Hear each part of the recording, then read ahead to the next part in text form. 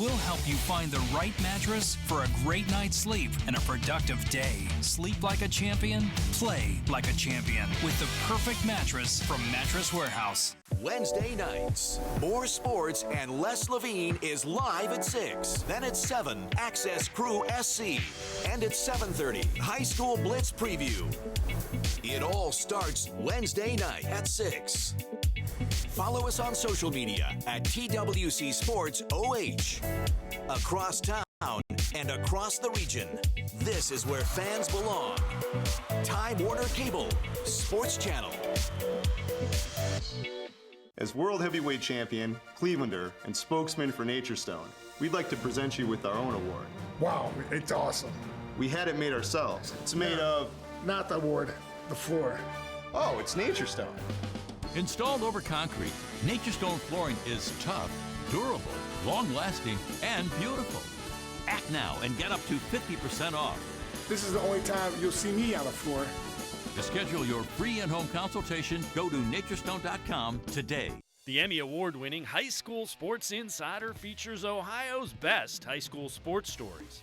For 17 years, the High School Sports Insider has been spotlighting role model students, outstanding athletes, and the Buckeye State's best teams. In-depth features from all sports, all school year long. For the best high school sports coverage, make sure you tune into the High School Sports Insider each and every week on Time Warner Cable Sports Channel. Football fans, huddle up. Friday nights are about to change forever with Friday Night Huddle. From pregame to postgame and everything in between, Friday Night Huddle is the place for Ohio football action. Combining the resources of cleveland.com, Classic Teleproductions, and Time Warner Cable Sports Channel, Friday Night Huddle gives you unprecedented coverage. You can be part of the action. Get updates as they happen.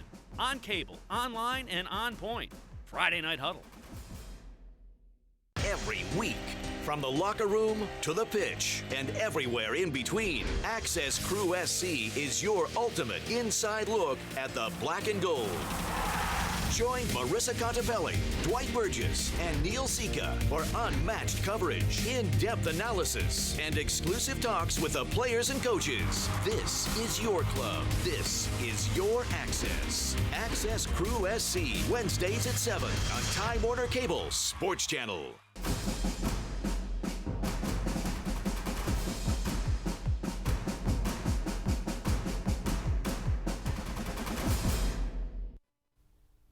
Welcome back inside the Friday Night Huddle. I'm Dave Bacon along with Dan Labbe and Chris Fedor from cleveland.com. We step aside for a quick timeout, and Todd Sibley, he's at it again. After a turnover, the Knights ball deep in Notre Dame Cathedral Latin territory, and Todd Sibley fights in for his second touchdown. He's like, guys, don't go to break. I got a lot of stuff I'm doing here. So 24-0, the Hoban Knights leading Notre Dame Cathedral Latin. But hold on. Because on the ensuing kickoff, Notre Dame Cathedral Latin, they kind of get things going. And take a look, far side, and LeBlanc breaks free and heads up the far sideline. He returns the ensuing kickoff for a touchdown. So it is a 24-7 game now, and after the touchdown on the kickoff. But boy, you go away for a quick commercial break, and look at that, breakneck speed there. Hey, the Lions need that too. You want to talk about jump-starting an offense that had nothing going against Hoban early on in the game. Maybe that's something that can do it. Yeah, and for NDCL, you kind of look at the big picture. They've beaten a Division II team in Walsh, a Division III team in Lake Catholic, playing a Division III team this week. Don't know if they're going to win this one, but they have Division III next week as well. So they still have a very good chance to play themselves into the playoffs in Region 13. Special teams, though, that's usually what gets a team kickstarted. Again, I don't know if you can do it against Hoban, but if you're going to get back in the game, it's going to start with a big special teams boost like that. Well, another game that we're tracking is Brecksville, 8-0 on the year, taking on 7-1 Stowe. Last time we checked in, it was 7-7. The Bulldogs moving the football and getting things done offensively.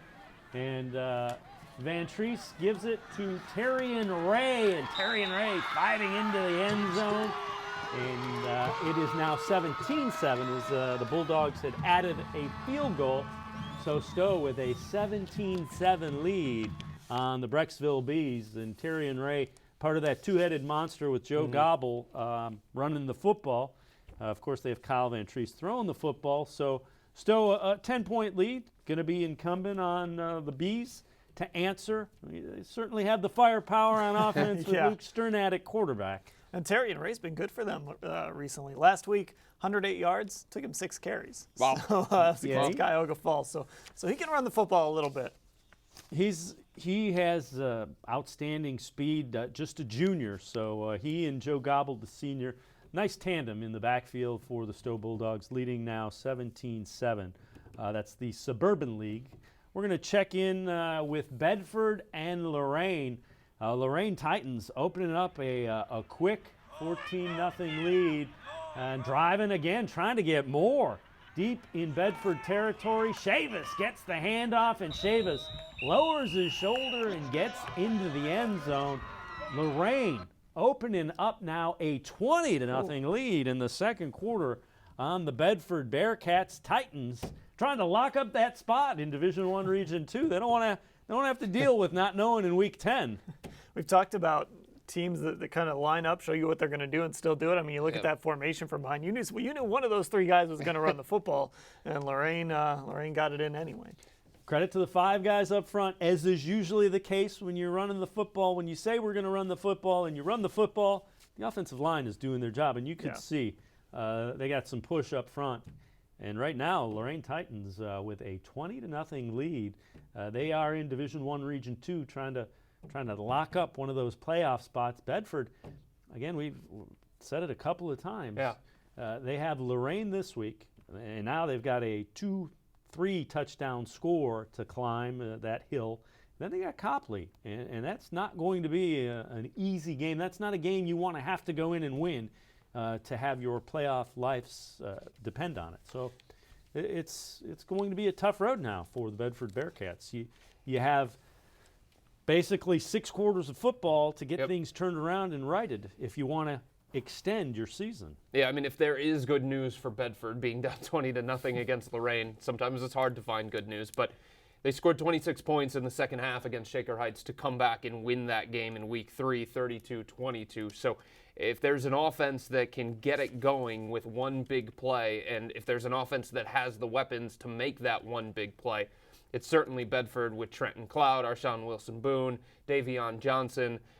It's not a comforting feeling for Lorraine, even though they're up by 20 because of what Bedford has shown themselves to be capable of. And Trenton Cloud is one of those guys. He's been playing, he's been starting since he was a sophomore. Right. He's another one that seems like he's been there forever. Let's check in on the phone as Bill Mayville joins us. Bill is at the Keystone and Buckeye game. Bill, tell us what's going on at halftime. We had a pretty quiet first quarter for the game. Both teams nothing at the end of the first quarter. And Buckeye really exploded in the second quarter. Michael Durkee, 2 touchdown runs. Ricky Van Boxel, touchdown run, and it's suddenly 21-0 just like that. And Buckeye's a team that kind of has flown under the radar. Mark Pinzone doing a really nice job there. They've run off 7 straight wins, trying to make it 8 straight. What about the defense? What have you seen from the Bucks defense? They're not giving Keystone any time to throw the ball at all. Keystone has, I think, 2 first downs for the entire first half. Their possessions have gone punt, turnover on downs, punt. And then the end of the half was the final possession. So they're really struggling to move the ball, and Buckeyes just setting up ways in the Keystone backfield pretty much as fast as they get back there. And what about Buckeyes' offense has really jumped out about you? You mentioned the 3 touchdowns in the second quarter. What has really stood out? What is Buckeye doing well when they have the football, Bill? Honestly, it's Durkee. I mean, he's really running the ball really well. The offensive line is doing a really good job opening up holes for him. With the rain and the weather the way it's been all day, the track is pretty slick here, and that seems to really have played into Buckeyes' game plan. They're just really lining up and smashing the ball pretty much right up the middle, and right now Keystone doesn't have any answers. All right, Bill Mayville will continue to update us with Buckeye and Keystone. The Buckeye Bucks leading 21-0 at halftime. We're going to head back to the phone and check in with Bryant Kaiser as he's going to update us on the Chardon and Brush game. Bryant, halftime there. What's going on with our Hilltoppers and Arcs? We are at halftime now.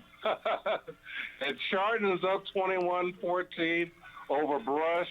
Chardon has, they run the ball. They run the ball, clock moving. Brush had 2 touchdowns by Goodwin Joe, the quarterback. Tom Beniotti, he has 2 touchdowns for Chardon. And that's where we stand, 21-14. We're at halftime.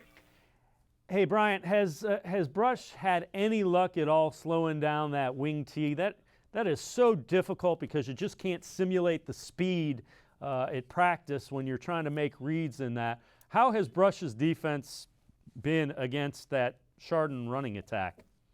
They're trying their best to slow down their wing tee. Sometimes they try to figure out who has the football because they could get at anybody. And had me fooled for a couple of minutes.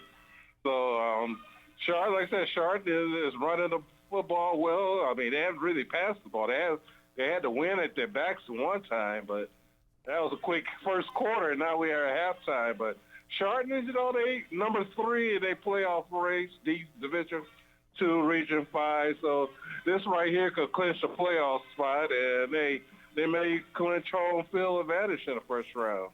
What has Brush been able to do offensively? Obviously, 14 points is still in the game, only down 7 at half. What has Brush had success with offensively? Well, their running back, Christian Wright, has over 1,700 yards this season. And the quarterback, Goodwin Joe, he has just eclipsed 1,000 yards on the season. He had a 56-yard touchdown run. He had a 10-yard touchdown run in the first quarter. So he's the one that's keeping Brush in this ball game right now. All right, Bryant Kaiser gives us the halftime update of the Chardon Hilltoppers and the Brush Arcs. 21-14, Chardon leading, and the unbeaten Hilltoppers trying to lock that down. Bryant brings up a good point. They run misdirection, and they'll do double handoffs, and if you're at ground level, you cannot often tell who has the football. And if you're a defense, what you are teaching your defensive guys is don't try to find the football, look at your keys. You've got to look because there are giveaways, but it's easier said than done. And the flip side of it is when I talk about simulating it, you can't run it at the speed Chardon runs it at because they've been doing it since they're 6 years old. So they run this at full speed, and that's the challenge anytime you play a team that runs a wing tee. Yeah, I mean, you think you see an opportunity to make a play, right? And that's what you're trying to do on defense is make a play, and all of a sudden, wait, that dude doesn't even have the ball. I know. So it can be very complicated because you have to kind of fight that instinct to go get a guy, go make a play. You're kind of teaching your guys or preaching to your guys for this week, don't do what we always tell you to do. Do something completely different. Which always goes well. Yeah. Thanks, Coach. He's talking about high school kids with 4 days, so many different things on their plate, and you're talking to them about reprogramming everything that they've learned in the first 7 weeks. It's very, very difficult. But for Brush, to be down 7 against Chardon, especially given the fact that Brush was 2-8 in 2014, they were 1-9 last season. I don't know what's going to happen in the second half, but hanging in with Chardon in one half, it shows how far the Arcs have come, and it also validates their decision to make that quarterback change after week 2. Can we talk about a guy that Bryant mentioned, Christian Wright? Look at these numbers he's putting up. 21 carries for 212 yards against South. 33 for 381 against Mayfield. 32 for 398 against Riverside. I mean, you go and play your favorite football video game tonight, and you won't be able to put up those types of numbers running the football. It's ridiculous what he's been able to do for this Brush team. Once again, 21-14. Chardon is leading the Brush Arcs at halftime. Well, one of the games we've been tracking, NDCL and Hoban. The Hoban Knights leading 24-7 after that kickoff return for a touchdown by the Lions. And Dan mentioned, could it jumpstart NDCL? Yeah, it could. Forbes to the far side of the field. Second touchdown of the night for Notre Dame Cathedral Latin. 14 straight points for NDCL. They cut it to 10. Yeah, you got it 2 scores. 2 scores. It's the second quarter still. There's plenty of time left in that football game. That was really your goal, right? At least get it to 2 scores by halftime and then see what you can do in the second half. Well, and it's 2 scores and it's, a touchdown and a field goal. So it's 10 points. So it's even a more of a mental hurdle. But that kickoff return kind of settled things down for the Lions and got them rolling. And it's officially the 3rd team now that has reached that 14-point mark against Hoban. St. Ed's couldn't even do it. St. Ed's won 10-7, low-scoring game. But Canton McKinley, 14. A team from Canada, surprise, surprise, 14. And now NDCL. Other than that, the other teams that have tried, and there are some good ones on the schedule, St. Vincent St. Mary, Padua, Walsh Jesuit, as I said, St. Ed's, they haven't been able to do against Hoban what NDCL has already tonight. Time for us to take a live look in Notre Dame or Midview and Avon Lake. Dustin Crum rolls out, throws back against the grain, and a nice one, a beauty. Touchdown pass for Midview. It goes to Seth Frombach, and it is now 27-14 as Crum to Frombach. And Dustin Crum, boy, rolls out, patient. You got to respect the roll because he already has 2 touchdowns rushing. We saw him run for 36-yard touchdown earlier, and now it's 33-14 with the point after coming for the Middies. Yeah, and that's a throw where he's got to kind of trust his receiver's going to be there. That's a long throw back across your body. That could be 6 points the other way if you don't make a good throw there. So just Dustin Crum trusting the offense, trusting what his receivers are doing. Yeah. And the other thing about it is that play is there all the time because he is so good running. Yeah. You've got to bring extra guys that are going to come when he rolls out. And then, if you're a linebacker, it's like, I'm going to get him, I'm going to get him. Oh, that didn't work out well. Nope. A rough night for the Shoremen. I mean, if you go back to last year's game between the 2 teams, the final score was 35-14. And now we're talking about 34-14 in the first half. So a tough spot for the Shoremen to be in, even though their offense has gotten significantly better from a year ago. And they've got a quarterback in Mark Pappas, who they're very excited about. Just a tough spot to be in against Midview, already down that much. Well, and against Dustin Crum in particular. That's one of the elite quarterbacks in But so much the pressure area. on your defense. Oh, yeah. Nearly perfect now they have to be in the second half. Well, one of the games we're updating constantly, the Stowe Bulldogs and Brecksville Broadview Heights. Stowe trying to pull away as they led 17-7. Brecksville offense trying to get things rolling. They throw, and it's Joe Gobble from his linebacker position. Intercepts it, and he's going to head down the sidelines and a pick 6. So it goes from potentially Brecksville scoring to the defense scoring, and now it's a 24-7 lead for the Stowe Bulldogs in the second quarter. And you can be sure Mark Norrie is going to get his guys aside and say, I know you're winning 24-7. Remember the Hudson game, because Hudson led 24-7, and the Bulldogs let them get back in it, and they ended up losing on that 2-point conversion. You can be sure the Stowe coaches are going to be reminding the Bulldogs, and they probably don't have to. The players are probably telling each other. Yeah, and this is impressive from Stowe because they came back after that Hudson game and played Cuyahoga Falls. That's just a team that they're better than. They're more talented than. So now against Brecksville to kind of show, okay, look, that Hudson game was a blip. Don't judge us on that game. Now, there's still a lot of game left here. Like you mentioned, 17 points, just like against Hudson. But to get off to this start and to have this defense playing this well, that's big for Stowe. Yeah, I think the last thing that you said right there, having the defense play this well, because, for Stowe, that was the problem in the second half against Hudson, allowing Hudson to come back. That was probably a shock to the system, to a defense that is not used to giving up that many points in that tight of a window. And for them to do that against Hudson, then bounce back, pitch a shutout against Cuyahoga Falls, and hold this potent Brecksville offense to just 7 so far in the first half, like that reminds them, hey, this is who we are. This is how we got to the playoffs last year. This is how we got off to the great start this year. Now, the flip side of it is Brecksville's offense more equipped to score points and get it quickly. So Bulldogs with a 17-point lead, but the Bees not out of it. Let's head to the phones. Jeff Sabo checks in. He is at the Solon Shaker Heights game. Take it away, Jeff, with a halftime update. Well, it is 30-0. The Comets are in the lead thanks to 2 touchdowns by Thomas Wilkes. He has 2 rushing touchdowns here tonight. Jake McCurry with a receiving touchdown. Daryl Sinclair, he got into the end zone late in the second quarter off of a 17-yard pass play. Comets defense is continuing to step things up. They have sacked Jameer Dismukes in the backfield numerous times. Matt Brown with a bunch of tackles. Casey Maniglia, and then both McCurry brothers, Jake and Ryan McCurry, each with an interception. Comets defense continuing to pick up where they left off week by week. Jeff, how about that Solon defense? I mean, Wilkes jumps out because he's running the football his first year as a starter. But, boy, that defense has been consistently good week in and week out. You definitely put it with the right words right there. The defense, as mentioned before, Matt Brown, one of the team captains, he leads the team in overall tackles, averages 13 tackles per game. Casey Maniglia, third on the team in tackles. Davion Parker, who is really somebody that really came out of nowhere, really can penetrate and get to the running back or the quarterback in the backfield. Then in the secondary, you have J.T. Caver, you have Ryan McCurry, you have so many different weapons you can work with to stop the opposing team's offense. The defense has really played a key role in a lot of Solon's victories. Jeff Sabo from Solon Education Television. We appreciate the update. 30-0.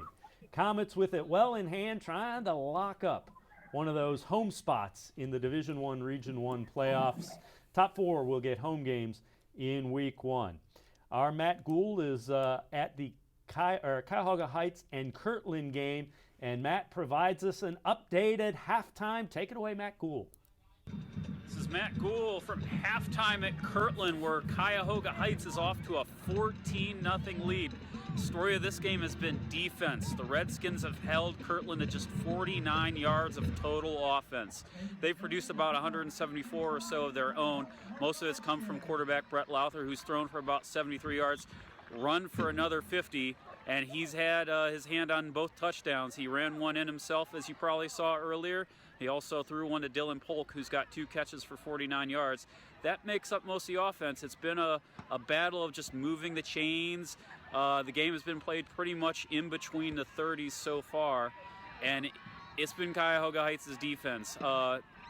Surprised? Maybe. As I said in our preview this week, entering the year, I would have predicted Cuyahoga Heights to win this game, but after getting to see Kirtland a little bit, I was leaning more toward Kirtland. So seeing what we've got here at the half, not too surprising, but also a little bit of a surprise, I guess you could say.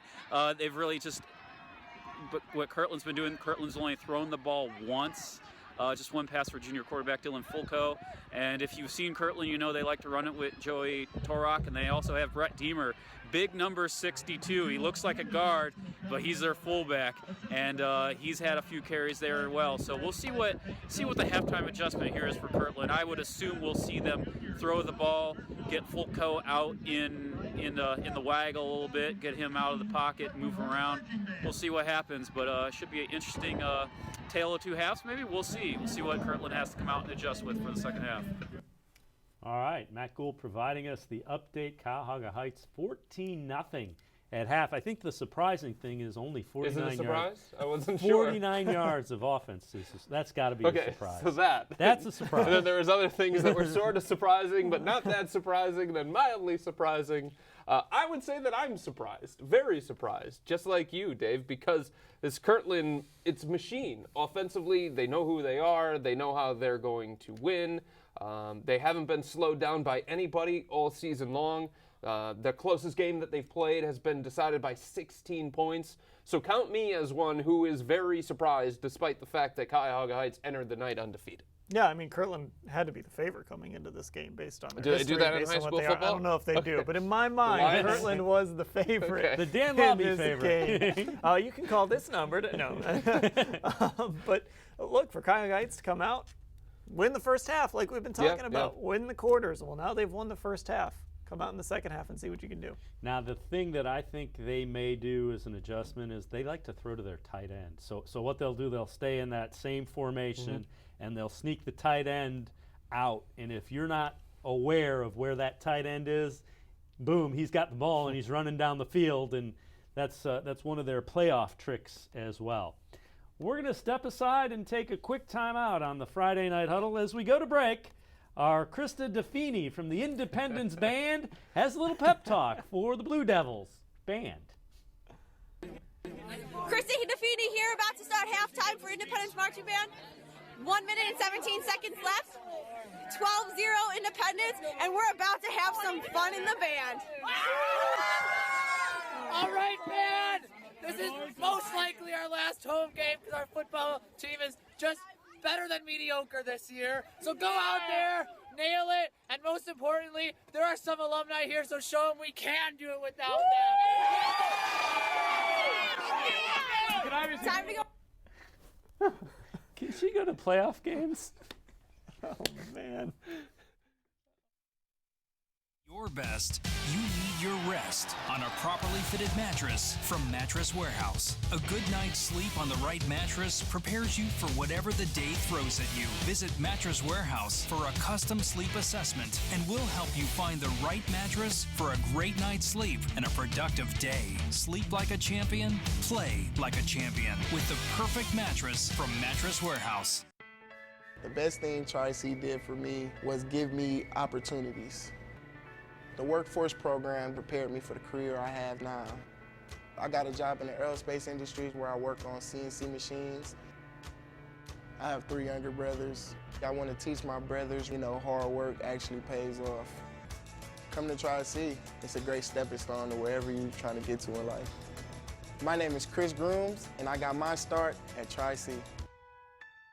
Saturdays, after the big game, Time Warner Cable Sports Channel is Ohio's destination for all things college football. Join Les Levine and Anthony Lima as they break down all the day's action. Listen in live on Coach Urban Meyer's news conference and take your calls on the road ahead for the Scarlet and Gray. More sports and Les Levine postgame.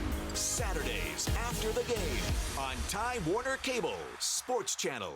I'm Stipe Miocic, world heavyweight champion for Nature Stone, and Cleveland's first hometown champ. Fighting can be brutal. So can mold, mildew, or flooding on your basement carpet or tile. Get Nature Stone and never replace your basement flooring again. Hurry, act now. Get Nature Stone and save up to 50%. That's up to 50% off authentic Nature Stone flooring. Nature Stone, like me, simply the best. Act now. Call or visit naturestone.com today. Football fans, huddle up. Friday nights are about to change forever with Friday Night Huddle. From pregame to postgame and everything in between, Friday Night Huddle is the place for Ohio football action. Combining the resources of cleveland.com, classic teleproductions, and Time Warner Cable Sports Channel, Friday Night Huddle gives you unprecedented coverage. You can be part of the action, get updates as they happen, on cable, online, and on point. Friday Night Huddle. Dominion East Ohio is proud to salute young people in our area who work toward their goals both in the classroom and on the field. We're proud to serve our community and are committed to making a difference. Each year, Dominion partners with schools throughout the region and the entire country to develop new programs aimed at strengthening math and science education in our schools from kindergarten through high school. For more information about our programs, services, and community involvement, www.dom.com. Dominion, it all starts here. The Ohio Lottery's Partners in Education program has been recognizing students and teachers who shine both in and out of the classroom since 2007. To nominate a deserving teacher or student, go to ohiolottery.com and click on Supporting Education. Students in kindergarten through 12th grade are eligible to be academic all-stars. K through 12 teachers can be honored as the Teacher of the Month. Every school that participates is eligible to be honored as the School of the Year. The Ohio Lottery's Partners in Education, where stars shine. Tuesday nights are for Ohio college football. And now, Time Warner Cable Sports Channel is teaming up with your favorite site where Ohio State fans gather, 11 Warriors. Join Marissa Contapelli and the pros who know the team best as they preview the week ahead. 11 Warriors Report, Tuesday nights at 7, only on Time Warner Cable Sports Channel.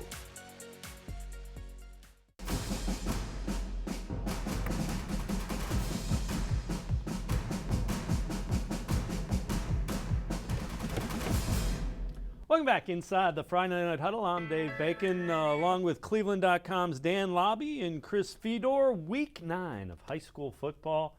Where did the time go? Let's check in on a couple of other games that we are following, and we'll see halftime Aurora leading one of those Canada teams. Canada Prep, Aurora leading 20-7. The Greenmen have already locked up a playoff spot trying to get home field advantage. The Barberton Magic, they are very much alive in the Division II playoffs, leading 20-14 over Highland. Teams in different regions both desperately need a win to keep their playoff hopes alive here in Week 9. And also the Padua Bruins trying to keep their playoff train going. 10-3, they lead Lake Catholic at half. So Padua leading 10-3. That's a team, Chris, we've talked on this show a couple of times about. 1-9 a year ago. Head coach Mike Polovasic takes over, and they're in the playoff mix. If they win out, they've got a legitimate chance at being a playoff team after being 1-9 a year ago, rather. Yeah, and if you think about it, I mean, there are only 3 losses to this point for a program that is growing, trying to build a culture, trying to figure out an identity. There are only 3 losses. Brecksville Broadview Heights came into tonight undefeated. Then West Geauga 5-3. Archbishop Hoban, last year's state champs of Division III. So that's quite a resume that Padawa's been able to put together. Even in losses, they've been competitive, and they're showing that they're taking the proper steps into growing this program into something that everybody in Parma can be proud of.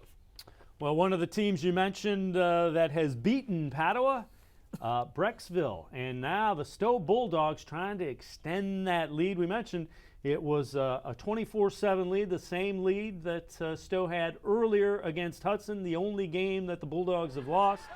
And they're trying to put a little bit of distance. Van Treese keeps it, and Kyle Van Treese gets into the end zone. That extends the Bulldogs' lead to 31-7. So Stowe making a statement in the game against previously unbeaten Brecksville. Now 31-7 they lead in that first half, late in the first half. Yeah, and that's a big conference game too. Obviously, they're in different divisions, so this isn't a playoff preview or anything, but it is a conference game. And Stowe, Brecksville, Hudson, they're all battling for that division title in the Suburban League. So Stowe, if they can beat Brecksville here, of course Brecksville has Hudson next week. Maybe they can sneak out of this year with a a conference championship too, along with another playoff berth. Well, we've had updates, and it's Lorraine and Bedford. Now at halftime, our Tim Bielik joins us on the phone. Tim, what's going on out there? From what you've sent back, it looks like the Titans look pretty good. Yeah, they do. It's 20-7 Lorraine at the half. They've basically taken advantage of a lot of it. They've had 4 turnovers so far, 2 interceptions, 2 fumble snaps at Bedford. Bedford's had a lot of problems getting the snap. Archon Wilson Boone has just not been able to get some clean snaps. And that's really thrown Bedford out of its rhythm, and that plus the wind, which is really favoring one team at a time, whoever's coming from, I believe, north to south. Here at George Stadium Field, that's really causing problems. Bedford just has not really been able to get on track other than a late touchdown they had in the first half. Have you sensed, is it more self-inflicted wounds than Lorraine's defense, or you think it's a combination of both? I think it's a combination of both. Lorraine had a couple nice picks snaps by Hannon and Carlos Chavis that each had interceptions, but there's been a lot of fumble snaps at Bedford, and Bedford's touchdown actually came off the fumble as Kenneth Wilkins fumbled at the goal line, recovered by one of his linemen, Anthony Smith. So it's a little bit from column A, a little bit from column B. Lorraine gets the football, starts the second half, so Bedford's got some work to do to try and dig themselves out of this 13-point hole. Certainly, you got to feel that the Bearcats have the playmakers, so they would be equipped to score quickly. However, you got to take care of the football. Yeah, exactly, and that's what this weather can do. I mean, when it gets cold, when it gets windy, little things like getting the snap over the quarterback get magnified a little bit, and it seems like that's had this Bedford offense a little bit out of rhythm. They've been able to get some nice gains on the ground, but because they just really haven't been able to string anything together through the air like they're normally able to do with Archon Wilson Boone and this talented passing attack, it's really thrown Bedford out of rhythm. What about Lorraine's offense? Have they been able to run the ball effectively? Because you would imagine that would be what they want to do. You know, you want to make that half shorter when you have the lead if you can. Yeah, exactly. That combination of Aaron Huff and Carlos Chavis have been able to just alternate carries. Huff getting a little bit more of the perimeter, Chavis getting more in the middle of the field. Both guys each have touchdowns. So they've been able to really balance the offense between those two guys running the football, and then Justin Sergel, the backup quarterback, filling in for the injured Davion Dowers, had the nice touchdown early in the game to Deshaun Brooks. So they've really been able to rely on their offensive line, rely on the running game, and just been able to get out to the 6 lead they had. Tim Bielik, as always, we appreciate it. Great work providing us updates on the Lorain and Bedford game, with Lorain leading by a score of 20-7 at halftime. Let's head back to the phone and check in with Mike Fitzpatrick. He'll give us an update at halftime of the Midview and Avon Lake game. Mike, what's going on out there? Hey, as to be expected, there's a lot of fireworks out here, but it's Midview 34, Avon Lake 14 at the half. Dustin Crum is having a signature performance tonight. He's thrown for 213 yards and 3 touchdowns and ran for 156 and 2 more scores. He's thrown a 65-yard touchdown pass, 58-yard, or 67-yard touchdown pass, 58-yard touchdown pass. Had a 36-yard touchdown run. I mean, this game's on Time Warner tonight. You got to watch this guy. He's unbelievable. He has this one run, their first series, where he runs out of literally 7 tackles and goes down the sidelines to the 2. It's putting on a command performance. So I mean, Avon Lake's hanging with them, but it's too much firepower for the middies. So, Mike, am I in that up right? He has almost 400 yards of combined offense at halftime? Right, he does. What about Avon Lake? You mentioned they're hanging with them.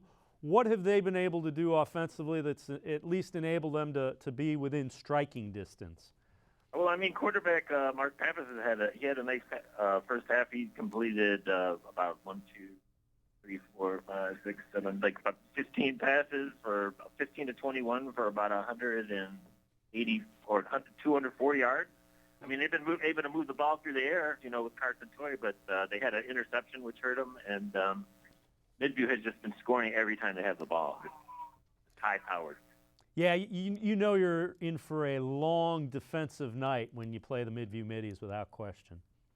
Oh, no doubt. I mean, they lost all those skill players from last year, but, I mean, they just, it's like Avon. They just keep bringing them in.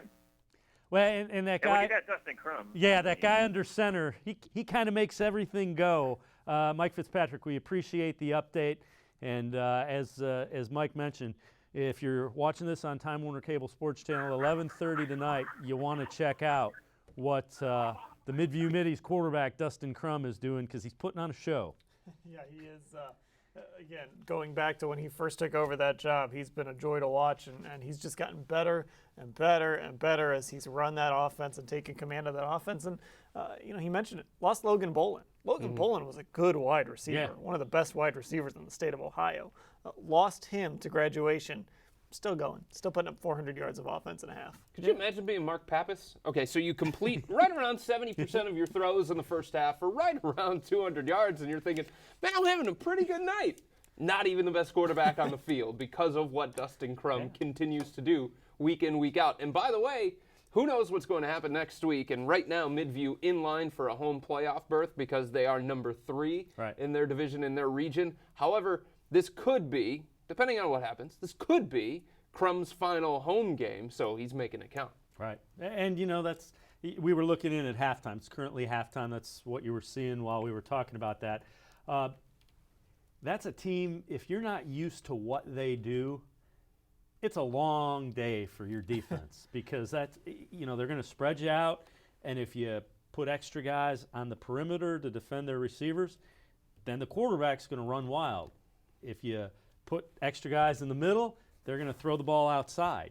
And Dustin Crum has been playing the quarterback position in that offense, makes really good decisions. That's one of the things that might be overlooked about him. He makes really good decisions, and he really makes that offense go. And that offense is relentless, too. You don't get breaks defensively. So when you fall behind them, they're one of those teams that just keeps that accelerator down, and they don't let up. So a 2-score lead becomes a 3-score lead, a 4-score lead really quickly if you can't get them off the field consistently. And by the way, if people are out there wondering, hey, how good is Avon? Are they really that good at 8-0? Well, they beat that guy in Midview 45-28. So every time Midview comes up with one of these big wins where they get tested, but they come up with the win, you start to get reminded just how good Avon is and the gap between them and pretty much everybody else in Division II. That's been such a good rivalry over the years too. I hope we get to see that in the playoffs. And it's very interesting. Avon, the top-ranked team in the state in Division II.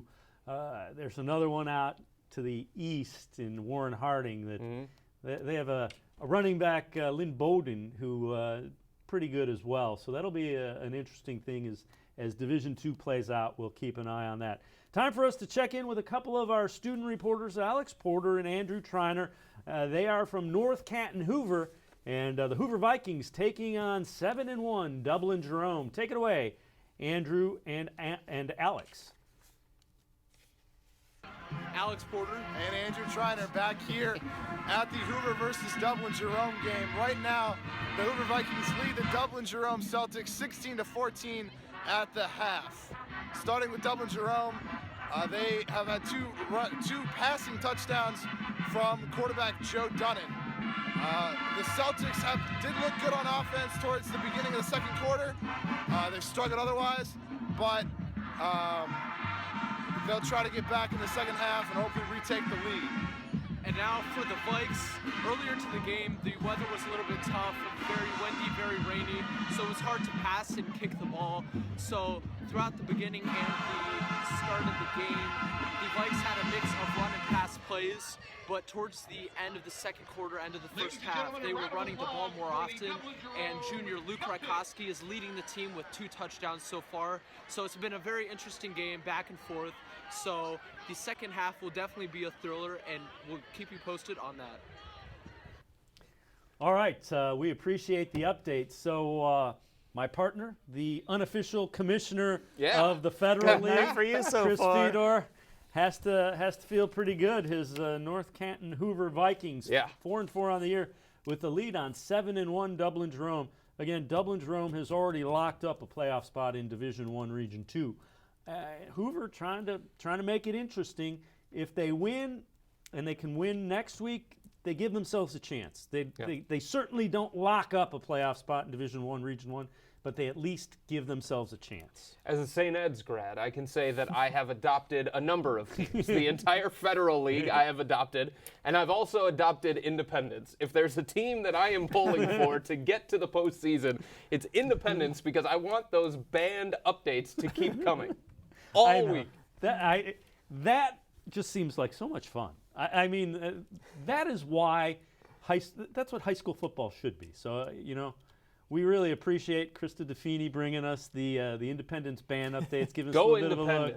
Let's Absolutely. go. Get that playoff spot so we can keep the updates coming throughout the playoffs. We need as many weeks of band updates as we can. If somebody could just freelance her out for their band over the course of the playoffs, that would be great. Our band correspondent. Usually as a student, you're like, our team's the greatest. We've got the best defense in Northeast Ohio. Our offense can't be stopped. And my man's floating on top of people, right, saying, hey, let's just be better than mediocre this year. Set that bar. It's all right. It's realistic. We look at Hoban. Hoban Knights get out to that big lead, and now Notre Dame Cathedral Latin kind of clawing their way back in it. So a big game for Notre Dame Cathedral Latin, trying to lock down one of those playoff spots. Not going to be easy. They got a couple of tough ones left. And when you're trying to pull an upset, what do you need? Special teams. Well, we got the kickoff return. And defense, turnovers. But the thing is, you can't fall behind 24 points. Yeah, exactly. But the way you get back in, special teams and a defensive touchdown. And they have both of those right now, a special teams touchdown and a defensive touchdown. They fought their way back into that game. Yeah. Now, Hoban's got to wake up a little bit, because Hoban goes up big, like you've mentioned. They haven't given up more than 14 points prior to tonight, so they've got to wake up again, and that could be tough to do. And by the way, this game had trap written all over it for Hoban, because if you start peeking ahead of the schedule, and again, coaches say, Take it one game at a time, 1 week at a time, but we're talking about high school kids. We're talking about human beings. Peek ahead at the schedule just 1 week, and all of a sudden you've got Benedictine, the only team that prevented you last year from going undefeated when you won the state championship. If you don't think Danny Clark is thinking about that, if you don't think Todd Sibley and all those guys for Hoban thinking about that game, I'd say you might be a little bit naive. Well, one thing we know, we're approaching third quarter action in week 9 of high school football. We're going to take a quick time out, and we will come back and get a look at a couple of updates and some other things coming up on the Friday Night Huddle here on cleveland.com and Time Warner's cable sports channel. Don't go anywhere.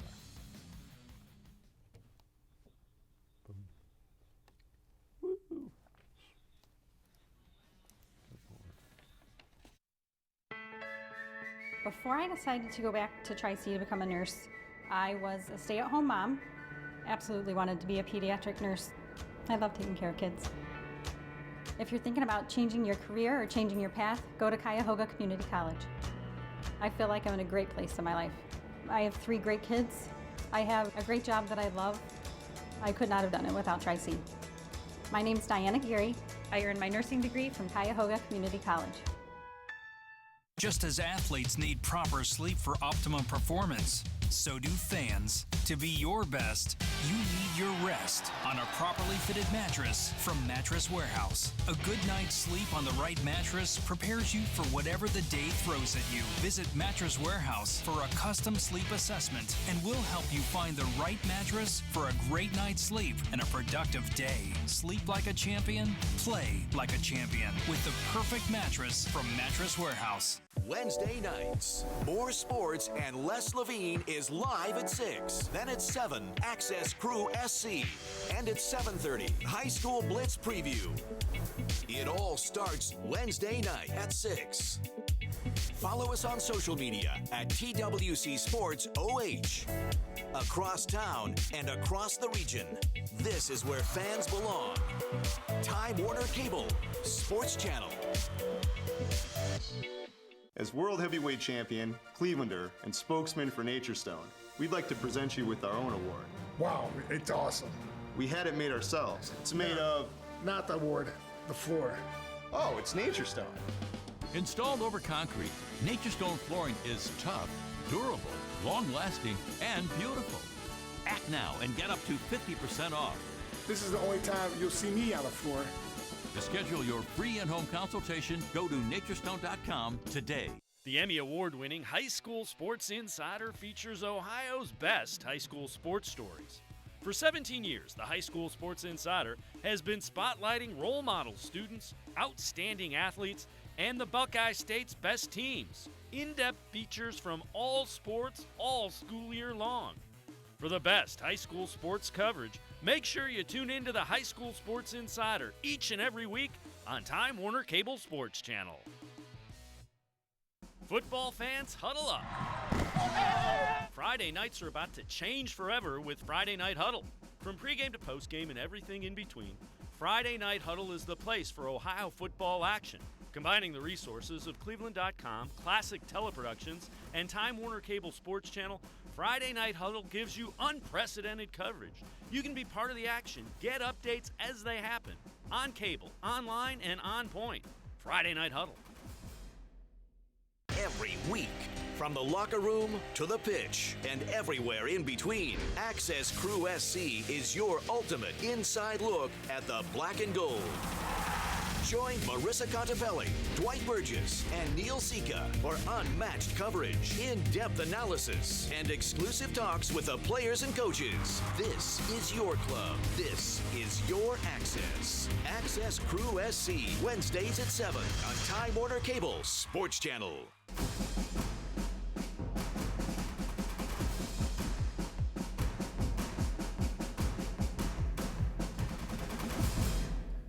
Welcome back inside the Friday Night Huddle. I'm Dave Bacon along with Dan Labbe from cleveland.com, Chris Fedor from cleveland.com. We're going to check in with Bryant Kaiser. He's going to update us on the Chardon and Brush game. Bryant, what's going on with the Hilltoppers and the Arcs now? Chardon's up 28-14 with 4:28 to go in the third quarter. Tom Vidiotti with his third touchdown run of the game, and they just playing good defense against the Brush Arcs running back Christian Wright, and that's the difference so far. 28-14, middle of the third. So you can definitely see Chardon's defense made a little bit of adjustment to try to shut down the Brush running game. Yeah, their front seven is really have just swarming their running backs, man, making sure that Goodwin Joe keeps out of the end zone in the second half. He has the only 2 touchdowns for the Arcs.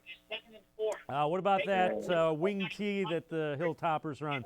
They still getting that offense and that running game rolling? Yeah, they still running. Joe Dinko, he had a touchdown run, and a quarterback, number 17, Tommy Vidiotti. He's a senior quarterback. They keep running, and 5 yards there, 6 yards there, and running the clock and going down the field and scoring. All right, Brian Kaiser, we appreciate the update. We'll check back in with him. And Beninati is one of those guys. He runs the quarterback position of the wing tee. His brother, TJ Beninati, ran it for 3 years too. So he was one of those guys where it's like, it's kind of been passed down from older brother to younger brother, and as long as the Beninatis are running that wing tee, it's really hard to stop. Yeah. And now that you have a 2-score lead, I mean, you're just gonna that wing tee is gonna milk that clock. It's gonna shorten that football game, already shorter than what it's been, and that's what Chardon loves to do. Get that lead, let that defense do the rest. And already only a few minutes, 3 minutes left in that third quarter, so sense of urgency starting to be ramped up a little bit for the Brush Arcs offensively, because Chardon well on their way to improving to 9-0 and kind of locking down possibly a home game in week 1.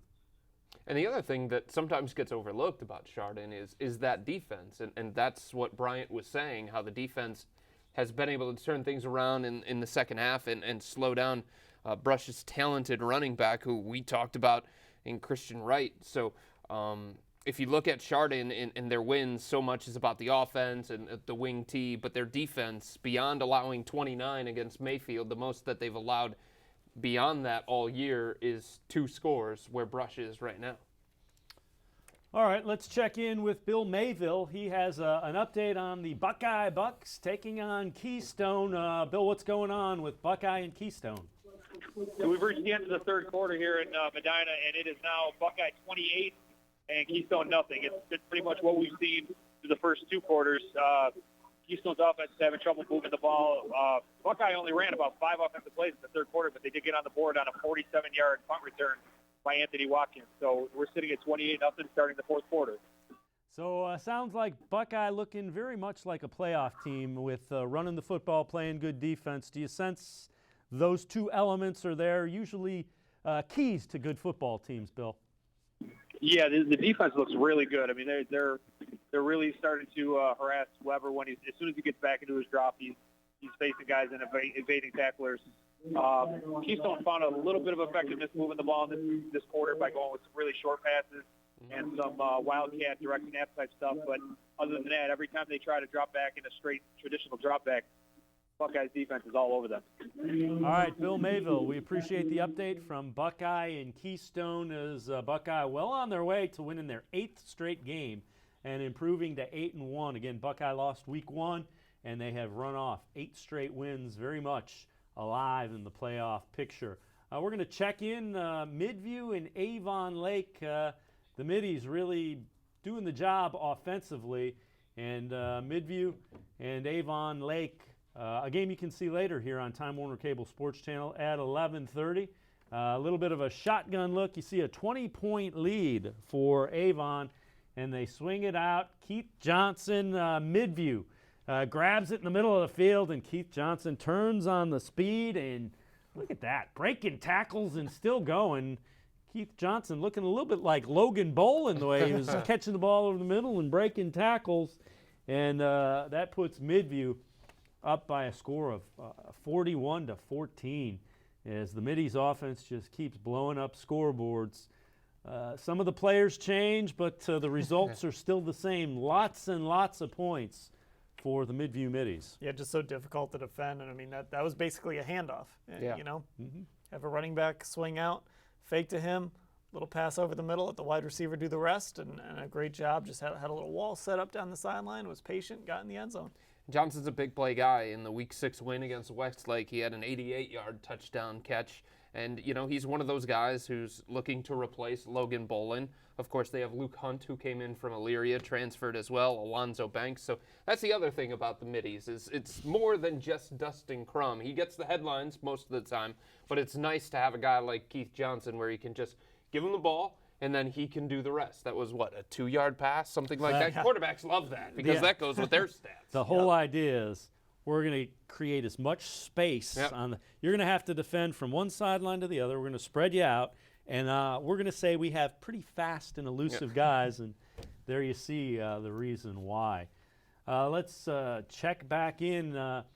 Cuyahoga Heights taking on Kirtland. Now, Kirtland put together a 17-play drive to start the third quarter, but a fourth down pass fell incomplete. Cuyahoga Heights moved the ball downfield, and they're in scoring territory again. Lothar lowers his head and gets into the end zone. Look at this. Cuyahoga Heights leading Kirtland by a score of 21-0. That is late in the third quarter. So the defending Division VI champs very much in trouble. But again, these two teams likely to play again in a couple of weeks in the playoffs. But you know what? Good for Cuyahoga Heights. And again, we've said this a number of times. A lot of times, a loss teaches you a lot. And the biggest thing it teaches you, boy, I don't like losing. Yeah. And especially if you're at one of those programs like Kirtland or Cuyahoga Heights that's used to winning. But heck of a job by Cuyahoga Heights coming out 21-0 lead late in the third quarter. Yeah, and haven't beaten that team since 2010. Trying to get that monkey off their back, going into a potential playoff matchup. And for Kirtland, you know, we talk a lot about sometimes you need to be tested, sometimes you need to learn lessons. Kirtland can afford a loss. That doesn't mean they want to lose, but they can afford a loss if Tiger Laverty can use this as a teachable moment because, like I said, they're going to face Cuyahoga Heights again likely down the road. And now they've played them. Now they know what it takes to beat them. So, you know, use this as a teachable spot. Well, the other thing is there's a mystique when you haven't beaten a team and you've played them. There have been a number of years like last year where you've lost to them in the regular season, lost to them in the playoffs. They're that hurdle. There's a mystique. Yeah. Well, this kind of takes the mystique away. If you beat them, you realize, okay, that they do things the same way we do. You know? Yeah, and the thing that stands out to me, guys, is just how we're looking at those highlights and we're seeing Cuyahoga Heights push Kirtland around. We're seeing Cuyahoga Heights win in the trenches, win with power football. Yes, they had that touchdown pass earlier in the game, but the other two scores have been power football, controlling the line of scrimmage. And that's how Kirtland has become the power that it is winning in the trenches, running the ball, taking the will away from the opponent, and Cuyahoga Heights is giving that back to Kirtland in a way that teams simply do not. Yeah, and again, we mentioned that Cuyahoga Heights hasn't beaten Kirtland since 2010. There aren't a lot of teams that have beaten Kirtland since 2010. You know, they are a team that is perennially in either the Division V or the Division VI state championship game. So this is a huge, huge win for Cuyahoga Heights. That's been the barrier for Cuyahoga Heights, and you know, they're running it over, knocking it down, and backing up over it tonight with the 21-0 lead. Yeah, and for Kirtland, and look, this game isn't over yet. No. I mean, Kirtland can score 21 points. Kirtland can score 24 points in a quarter if they need to. So this game is far from over. But if it does stand, you know, Kirtland, I think, has the confidence to say, all right, you got us tonight. Try and do it again in November. Exactly. And that's how you grow. Okay, this, and this are, you know, Tiger Laverty will pinpoint what didn't go well. This, and this didn't go well. Right. We need to fix it. But the thing that you can see with Cuyahoga Heights, they feel like they belong against absolutely. Kirtland. And I think part of that is the fact that they lost only by 2 to Kirtland last year. They made a deep playoff run, and now here they are validating that playoff run, building on that playoff run, undefeated coming into tonight's game. You mentioned the mental side of the game. Sometimes you look at that helmet and you're like, yeah. Oh my goodness. But sometimes you say, look, we belong on the same field with this group. And it looks like Cuyahoga Heights has a belief that they belong on the same field with Kirtland. I would say without question. Let's check back in as Midview opens up a big lead, and Avon Lake in danger of falling down by 30 and getting into that running clock. The Shoremen putting together a nice drive, and they get deep into Midview territory, does Avon Lake. And you see a little 3-wide receiver set. Pappas goes up top. Oh, Carson Toy wide open in the back of the end zone. A nice job. So they answer, and they cut it to 41-21. So Avon Lake not going to go quietly. You wouldn't expect them to, but a big hill to climb, still down 20 points. Carson Toy now with his second touchdown catch of the evening for Avon Lake, 41-21. And going back to what I said earlier about Midview, about them not letting up on the accelerator, well, that can work both ways, because if they come up with some empty possessions, they're not running a bunch of time off the clock. So that gives Avon Lake an opportunity, if their defense is up to the task, to get back in the game. So sometimes that fast style of play can be good. Other times it can come back to bite you a little bit. So let's see kind of where Midview goes from here. Yeah, and it'll be interesting to see. Well, Midview, one of the teams that cracks the Super 25. We're going to take a look at the Super 25, the 25 best teams in the state of Ohio, regardless of their classification, as voted on by the folks at cleveland.com.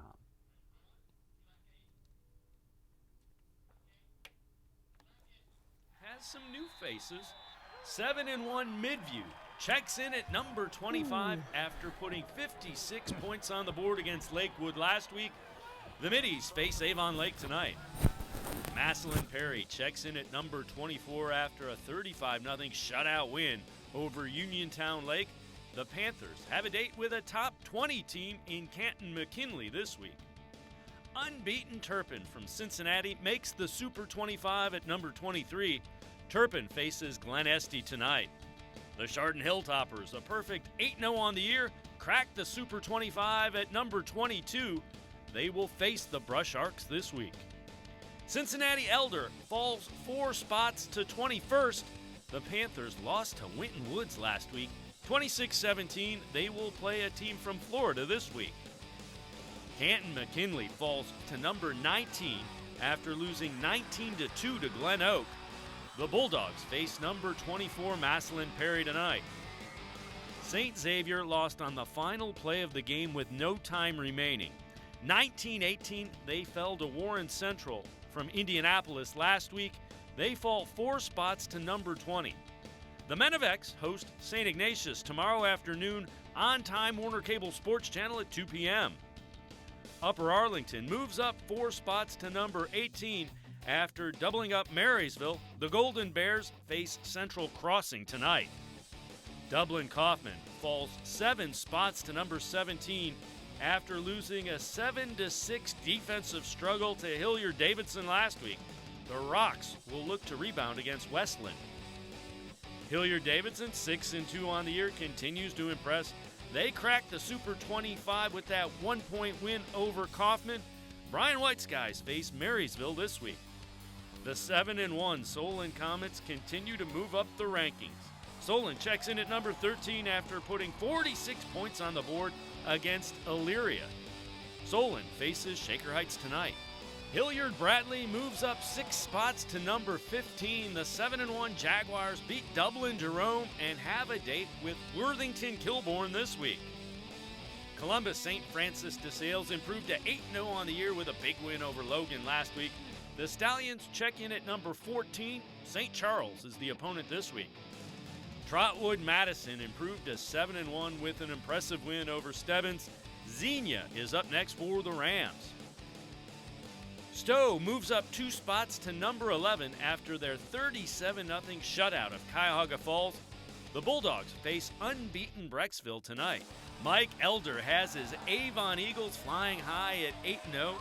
The 10th-ranked Eagles shut out Amherst 30-0. Avon takes on Berea Mid-Park this week. St. Ignatius was impressive in their 38-0 win over Moeller. The 9th-ranked Wildcats face 20th-ranked St. Xavier in Cincinnati on Saturday. You can see that game on Time Warner Cable Sports Channel. Pickerington Central improved to 7-1 with a 17-14 win over Pickerington North. The Tigers tangle with Reynoldsburg tonight. Olentangy Liberty stays at number 7 after their 31-0 shutout of Olentangy. They will play Olentangy Orange this week.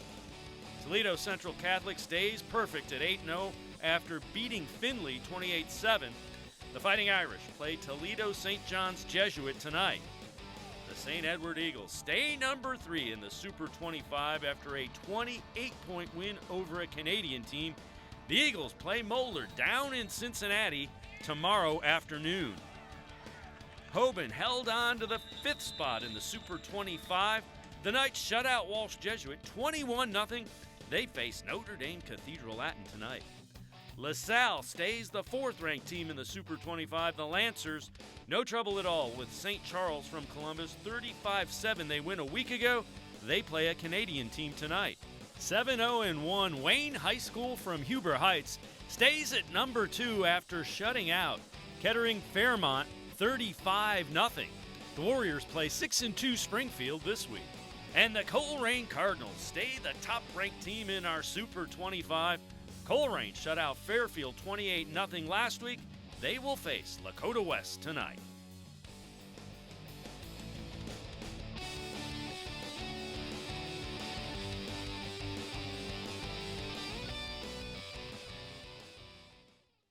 Just as athletes need proper sleep for optimum performance, so do fans. To be your best, you need your rest on a properly fitted mattress from Mattress Warehouse. A good night's sleep on the right mattress prepares you for whatever the day throws at you. Visit Mattress Warehouse for a custom sleep assessment, and we'll help you find the right mattress for a great night's sleep and a productive day. Sleep like a champion, play like a champion with the perfect mattress from Mattress Warehouse.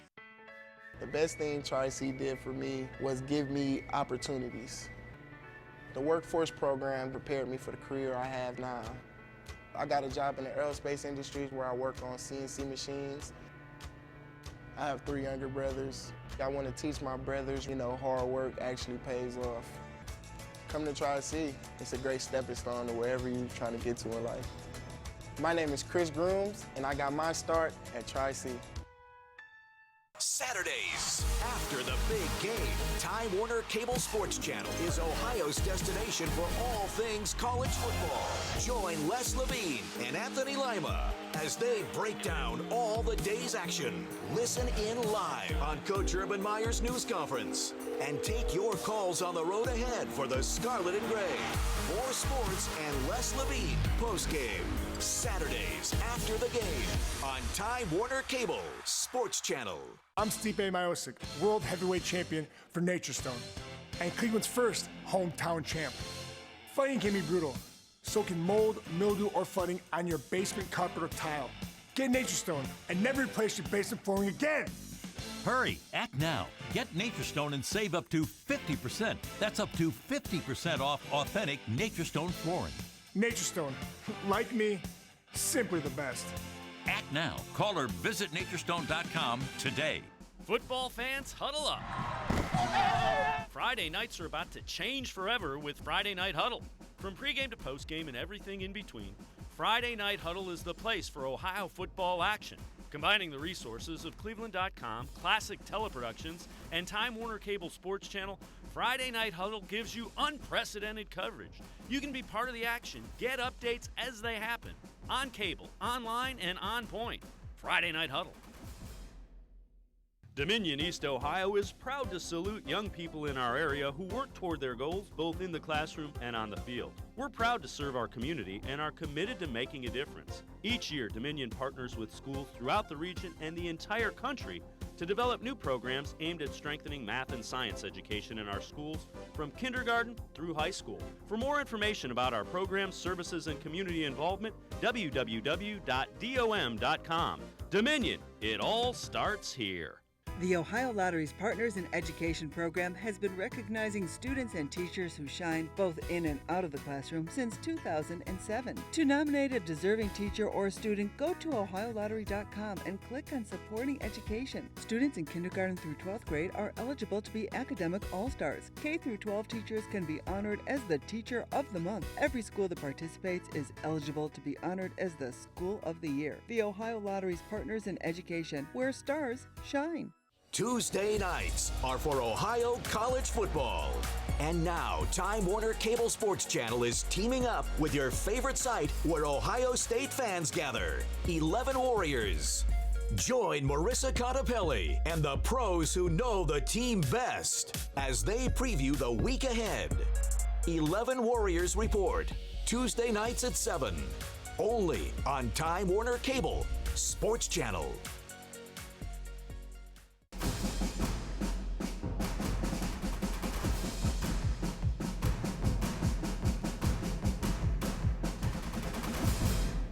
Welcome back inside the Friday Night Huddle. I'm Dave Bacon, joined by Dan Labbe from cleveland.com, Chris Fedor from cleveland.com.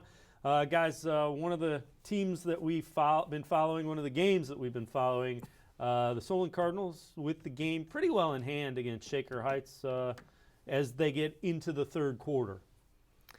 Yeah, Solon, as we talked about that loss to Stowe and kind of what went down in that game, and two of the better teams in Region 1 battling it out, and hopefully a playoff matchup down the road for those two teams as well. And Solon has just proven every single week we've done this show how good they are. And we hear from Jim McQuaid almost every week, and he talks about after every win, it's on to the next game. And Solon is a team that is on a mission. They're one of a number of teams you can point to in Region 1 and say, you know, that team this year, for whatever reason, they are on a mission. And that's a team that a lot of people are going to want to play in week 1 of the postseason. I don't know whether it's St. Ed's, Massillon Jackson, Canton McKinley. Like, Solon's that team, and we've talked about this before, guys, that I feel like is going to be better once the playoffs roll around because of all the experience that Joe Bubonics is going to have, because the running back who's now in his first year as the running back is going to be a lot more comfortable. He's going to have that chemistry with his offensive line, and defensively, Solon's a team that can win a game 6-3 just as easily as it can win a game 30-0 or something along those lines. So when you're in the playoffs and you have a variety of ways that you can win games, that's not the kind of team that anybody wants to face. And especially, you know, you've got an offense with a running back that's good. You've got a quarterback. You got a couple wide receivers. And then you have a defense that can really set the tone. Well, let's check in with Bill Mayville. He has a final on that Buckeye Keystone game. Bill, tell us what's going on with the Bucks and Keystone. So we just went final, and same no change in the scoreboard from the end of the third quarter. It was Buckeye 28 and Keystone nothing. As you look at it, what really jumps out to you about Buckeye? This team that may be flying under the radar a little bit, a lot of people don't know. Pretty good football team and a really developing program there with the Bucks. Yeah, they looked really good today in pretty much every facet of the game. Offensively, Durgee and Sam Boxell were the ones who carried the load. It was really Durgee who really carried everything for them. He went over 1,000 yards for the season on a carry late in the fourth quarter, which gives them 2,000 yards rushers. First time that's happened in school history. But the defense has been really, really good all night. We talked about before, they were in the backfield pretty much every play. Unofficially, I counted 6.5, 7 sacks, and Weber had no time to set up and throw anything long down the field. So just really an all-around really good overall impressive performance by Buckeye. As you look at it, this is a team going forward, certainly in the mix there in the playoffs. What kind of things really jumped out as things that maybe you want to see them even improve on as they go forward, things that they may have to improve on? You know, honestly, the only thing that I saw tonight that stood out was they took a few penalties that killed some drives, a few false start penalties, things like that. But I think if they clean that up, they're definitely in a good position to be a spoiler at the very least in the playoffs. But they looked really solid all around, all three phases of the game tonight. Bill Mayville, we appreciate the updates. Buckeye He improves to 8-1. They have now won 8 straight after losing their first game of the season, and they are definitely on track to make playoffs for the 4th straight year. And you know, guys, one of the things about Buckeye, they've made the playoffs 3 straight years, and they've lost in the first round. Last year, bitter disappointment. You know, they were 10-0, and they ended up losing in triple overtime to West Geauga. So that's kind of the next step for Buckeye is let's get to the playoffs, let's win week 1, and then let's see where it goes from there. But you know, credit to Mark Pinzone. That's a guy that he took over, and they've made the playoffs in each. They're on track to make the playoffs in this his 4th year, but they've made the playoffs in his 3 previous years. It's a guy that was a long-time assistant at Brunswick, which became one of those model programs. Year in and year out, you knew Brunswick was going to be a playoff team, and it looks like he's got that formula going again with the Buckeye Bucks. And it's hard to do that in this incredibly region, hard. in Region 9 especially, to build a program like he's built. And then, you know, the hardest part feels like getting into the playoffs. But then you get into the playoffs, and there's always good teams waiting for you. I mean, you just look at it this year. You've got Hoban, you've got St. Vincent, St. Mary, you've got West Geauga still hanging around in there. So there's always good teams in Region 9 waiting for you. But, you know, you've got to get that 11th week, and because that gives you another week of practice. Maybe that can turn into a 12th week. That gives you another week of practice. You start getting these kids used to winning, and you get a couple extra weeks with them before they go off to wrestle or play basketball or whatever it is they're doing. And good for Coach Pinzone, because you never really know how those assistants at the big-time programs are going to transition once they're no longer under the watch of the head coach. Right. And Brunswick was that program that you mentioned for so many years, Dave, and there were probably some athletic directors saying, okay, you know, is it really him, or is it Rich Nowak? Is it Brunswick and the talent that they can bring up there? And you're getting an idea that, yeah, I mean, a big part of Brunswick was all that other stuff, but it was also Coach Pinzone. Yeah, absolutely. And he went from Brunswick to Holy Name for a couple years, and then decided he really wanted to go to Buckeye because it was closer. He lives in Strongsville, so that's closer to home for him.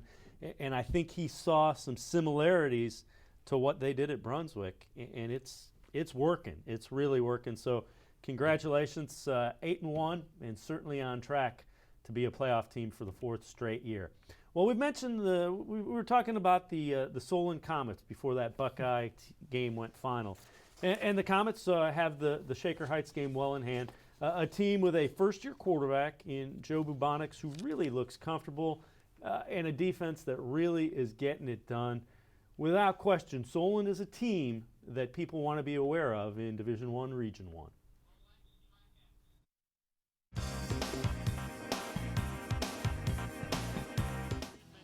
11 times in the last 13 seasons, Solon has qualified for the state football playoffs. Last year, the Comets made it to the regional semifinals with a young team. 17 players who made significant contributions a year ago are back for Solon. Joe Bubonics started the last couple of years at free safety. He moves under center to quarterback this team. He was a tremendous leader of our defense the last 2 years. And for him to just say, I'll be the quarterback and totally change his role. I mean, you have people saying he's the potential to be an all-Ohio safety, but that's on the back burner because our team needs him to be the leader on offense. First of all, it's a great honor to play quarterback for this school. And switching over was made a lot easier by the coaches. They gave me everything I needed to know, and then we just got to play. And the team around me, they make it easy for me. That front five, they're protecting me. They kept me clean all night. And those receivers, I mean, they're something special. The old saying that offense grabs the headlines, but defense wins championships is one that Solon believes in. When we start meeting in the off-season, we always start with the defense first. I mean, that's just what we believe, that for us to be successful, we have to have a good defense. When there's a lot of blue helmets around the ball, we call it swarming in practice, and that's what we preach all the time. And when we do that, we think we have a chance to be pretty successful. It's huge. We know we have a strong offense, and we have a strong defense too. So if we can make stops, get offense the ball, we can score. We want to make stops, get 3 and outs, get our offense good field position, and set us up to win. The Comets have already registered impressive wins over Aurora and Euclid and dropped a heartbreaking loss to highly ranked Stowe. The early tests have shown these Comets just how good they can be. We've always been talking about it since we were young, that our goal is a state championship. And last year we sniffed it, and it got taken away from us. But this year we're out for blood, and we want that title. We have that SC logo, and the best part of the logo is that the S and the C are interconnected. And the best part of our team up to this point is we have sophomores, juniors, and seniors who are all contributing. And we've talked to them a lot about you can't do this with just one class. And the older guys got to bring the younger guys in, and the younger guys got to come in and say, I'm doing this to play and to help. And that was a week 1 win against Aurora, a very good Aurora team whose only loss is to the Solon Comets. So Solon very good, and they're trying to lock up a first-round home playoff game in Division I, Region 1, and they have that game well in hand against Shaker Heights, and that will help them as Shaker Heights, a team with 4 or 5 wins, that'll help. Well, let's head to the phones. Bryant Kaiser joins us with an update from the Brush and Chardon game. Bryant, what's going on? With 4:15 to go in the fourth quarter, is Chardon 35, Brush 21. Chardon with the ball, and they are at the Brush 33-yard line trying to put this game away. Is it that wing tee that Brush is having all kinds of trouble with Tommy Bedinati running it? Yeah, Bedinati, whoever they get the ball to, Tom Bedinati, Joey Dinko just picked up 12 yards on this play, and Zindabus, and they just running the football, and it just Brush just cannot stop them. That wing tee, I love old school football. This is old school. Old school, all you need is some mud to pick out of the guys' helmets after they get tackled. What about the Chardon defense? First half, Brush had 14 points. It looks like they've made some adjustments. Have you seen the Chardon defense really step up as well? Chardon's defense, they get to that ball. I mean, they stopping Christian Wright had a 2-yard touchdown run, but Chardon's defense has really kept Brush offense at bay, trying to get just playing good football. Awesome linebackers at front 7 is solid. All right, Brian Kaiser with an update from Chardon and Brush. We'll check back in with him in a few minutes after that game goes final. Time to check in with Tim Bielik. He has Bedford and Lorraine. Tim, what's going on with the Titans and the Bearcats? Third quarter just ended. Lorraine is up its lead to 36-7, and really in the second half it's been more of the same. Bedford had another turnover. Lorraine was able to take advantage. They rushed for 2 touchdowns, and really it's been that running attack that has just worn down this Bedford defense. Bedford's offense just has had very little going for it now with 5 turnovers. Wow, so the Lorraine defense getting it done as well, turning the football. Is it what Lorraine's defense is doing to create the turnovers, or is it more Bedford's self-inflicted wounds? I think it's a little bit of the same we talked about in the first half. It's been a little bit of both. The 2 interceptions that Wilson Boone had were nice plays by Bohannon and Chavis, but then 2 fumbled snaps, another fumble at the end of a run that went the other way, and right now Bedford, it's just been a rough night for the Bearcats on both sides of the football. What stands out about Lorraine? What have they done really well that's kind of been eye-opening? That's a team that might be flying a little bit under the radar in Division I, Region 2. What have they done that's really impressed you? Well, I like how they've been running the football. You know, Justin Sturgill's been running a shotgun option offense extremely well. He's had complementary runners in Aaron Huff and Carlos Chavis. They've really been able to take care of the football. They haven't really had too many big plays in the running game. They've just, turned out about 6-7 yards to carry between those 3 guys, and they've had some timely passes. He's got 2 touchdowns to Deshaun Brooks. Almost had another one to Naz Bohannon that actually he dropped just before he got into the end zone. So it's a lot of running the football and timely passing, and it seems like it's working out very well for Lorraine right now. Tim Bielik, we appreciate the update. We'll check back in with him. But Lorraine really getting it done and trying to lock up one of those playoff spots in Division I, Region 2. And all of a sudden, the Bedford Bearcats, who at one point were undefeated and ranked really high in the state, now they're in a little bit of they're going to have to go and beat Copley if they want to lock up a playoff spot next week. Truth is, when you're playing against playoff caliber opponents, guys, you cannot turn the football over at that kind of rate. And Bedford did it in Week 7 against Cleveland Heights, and it caused them to lose the game 34-28. Arshawn Wilson-Boone threw 4 interceptions in that game against Cleveland Heights, 5 turnovers. It doesn't matter if you're playing Lorraine. It doesn't matter if you're playing Garfield Heights, Shaker Heights. You can't turn the ball over 5 times and expect your offense to bail you out or your defense to bail you out, however you want to look at it. It's just not going to work against playoff caliber opponents, and Lorraine has proven itself in this 6-game winning streak to be a playoff caliber opponent. And Bedford has put themselves in a position now where, they came into tonight controlling their own destiny. Well, now they've given that away. Right. And so now they're going to have to win against a very difficult Copley team and get help, because Copley, they're going to be fighting for their playoff lives too. I mean, they control their own destiny coming into this week. Well, they want to finish 8-2 as well. They don't want to get put in a position where they lose next week, and they've got to get help from other people. And again, Bedford was rolling along early, and Chris, you touched on it. If you turn the ball over 4 or 5 times a game, you're really going to struggle to win football games. And that sounds like that's what it's been. And look, for Lorraine, they haven't beaten Bedford since 2011, so this is a huge win for them, and it sets up a potential LEL showdown against Cleveland Heights next week for the LEL championship. And look, when you're a team like Lorraine, you go into every single season and you set your goals. Obviously, playoffs probably part of that equation. But the other thing is, when you're in the LEL, you want to win that championship. And now Lorraine has an opportunity to do that by setting up, if they hang on to win against Bedford, setting up that showdown against Cleveland Heights.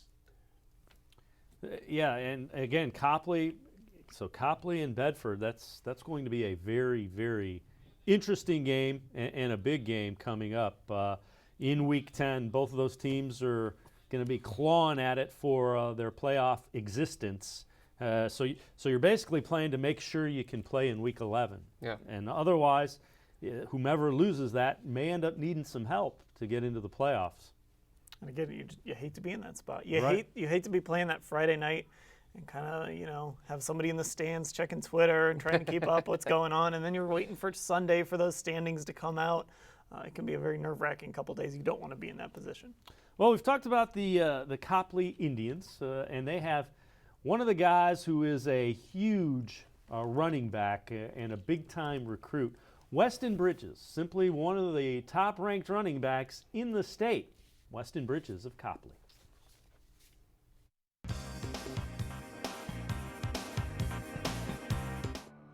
He is a prime prospect, and Weston Bridges is a courteous kid, too. Every single visit that he went on, when I heard back from the coaches, they were amazed at what a nice young man he was, the way that he was able to talk to people, look them in the eye, and that's how he treats everyone. It means a lot to me to know where I came from, how I was raised, who I grew up with, my friends, my coaches, the environment around, the community I'm around. Actually, the recruiting process wasn't easy for Bridges, so he was happy to end all the drama in April when he chose Michigan State and announced it on his Twitter account. It's a blessing. It's really a blessing because, God just works in mysterious ways, but I will never forget how Michigan State offered me, and that was through my teammates and my coaching staff and my family for always supporting me. Michigan State has churned out some good running backs over the years, and this 6-foot, 205-pounder from Copley is working hard to be the next one. I'm not a complete back right now, but that's something, I'm going to develop if I keep working. Like, I could outrun you.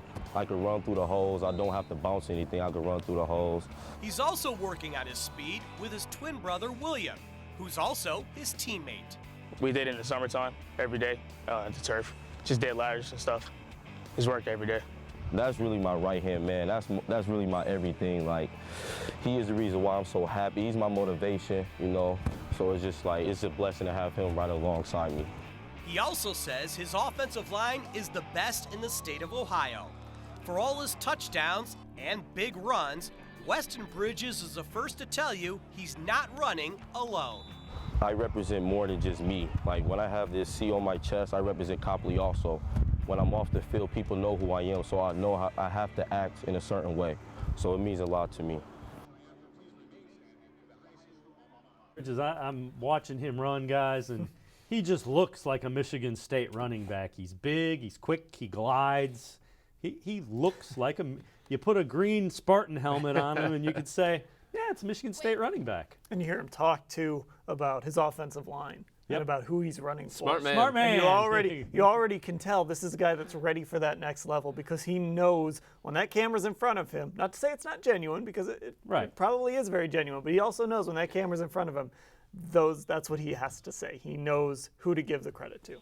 And the other thing is Michigan State's doing a pretty good job at coming into Ohio and getting some pretty good running backs. L.J. Scott from Hubbard. Guys a little bit. Yeah. So, but good for Weston Bridges. Obviously, Coach D'Antonio. Yeah. He's got the Ohio State background. He knows. He knows where to go.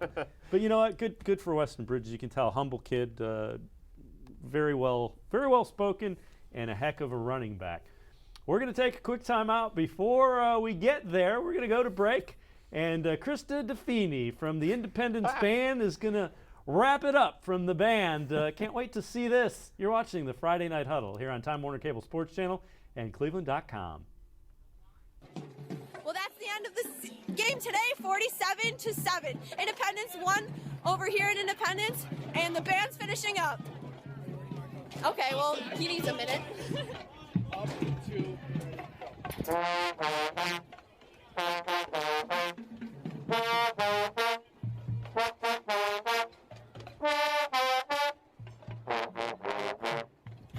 I'm Krista DeFini. I'll see you guys next week.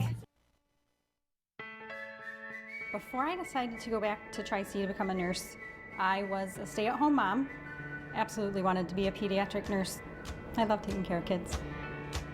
If you're thinking about changing your career or changing your path, go to Cuyahoga Community College.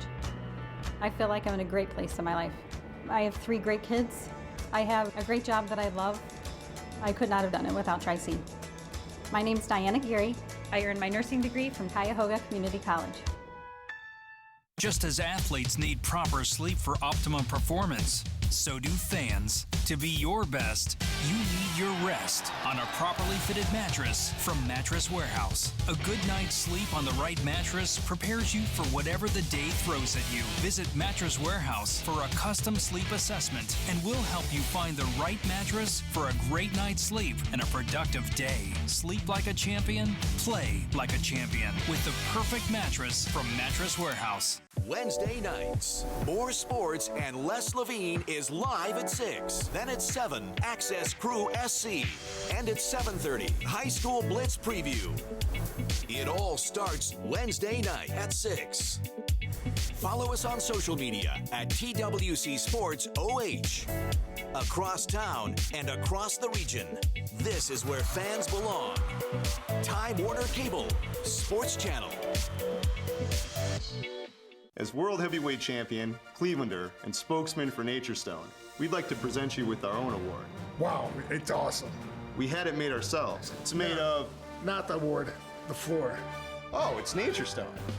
Installed over concrete, Nature Stone flooring is tough, durable, long-lasting, and beautiful. Act now and get up to 50% off. This is the only time you'll see me on the floor. To schedule your free in-home consultation, go to naturestone.com today.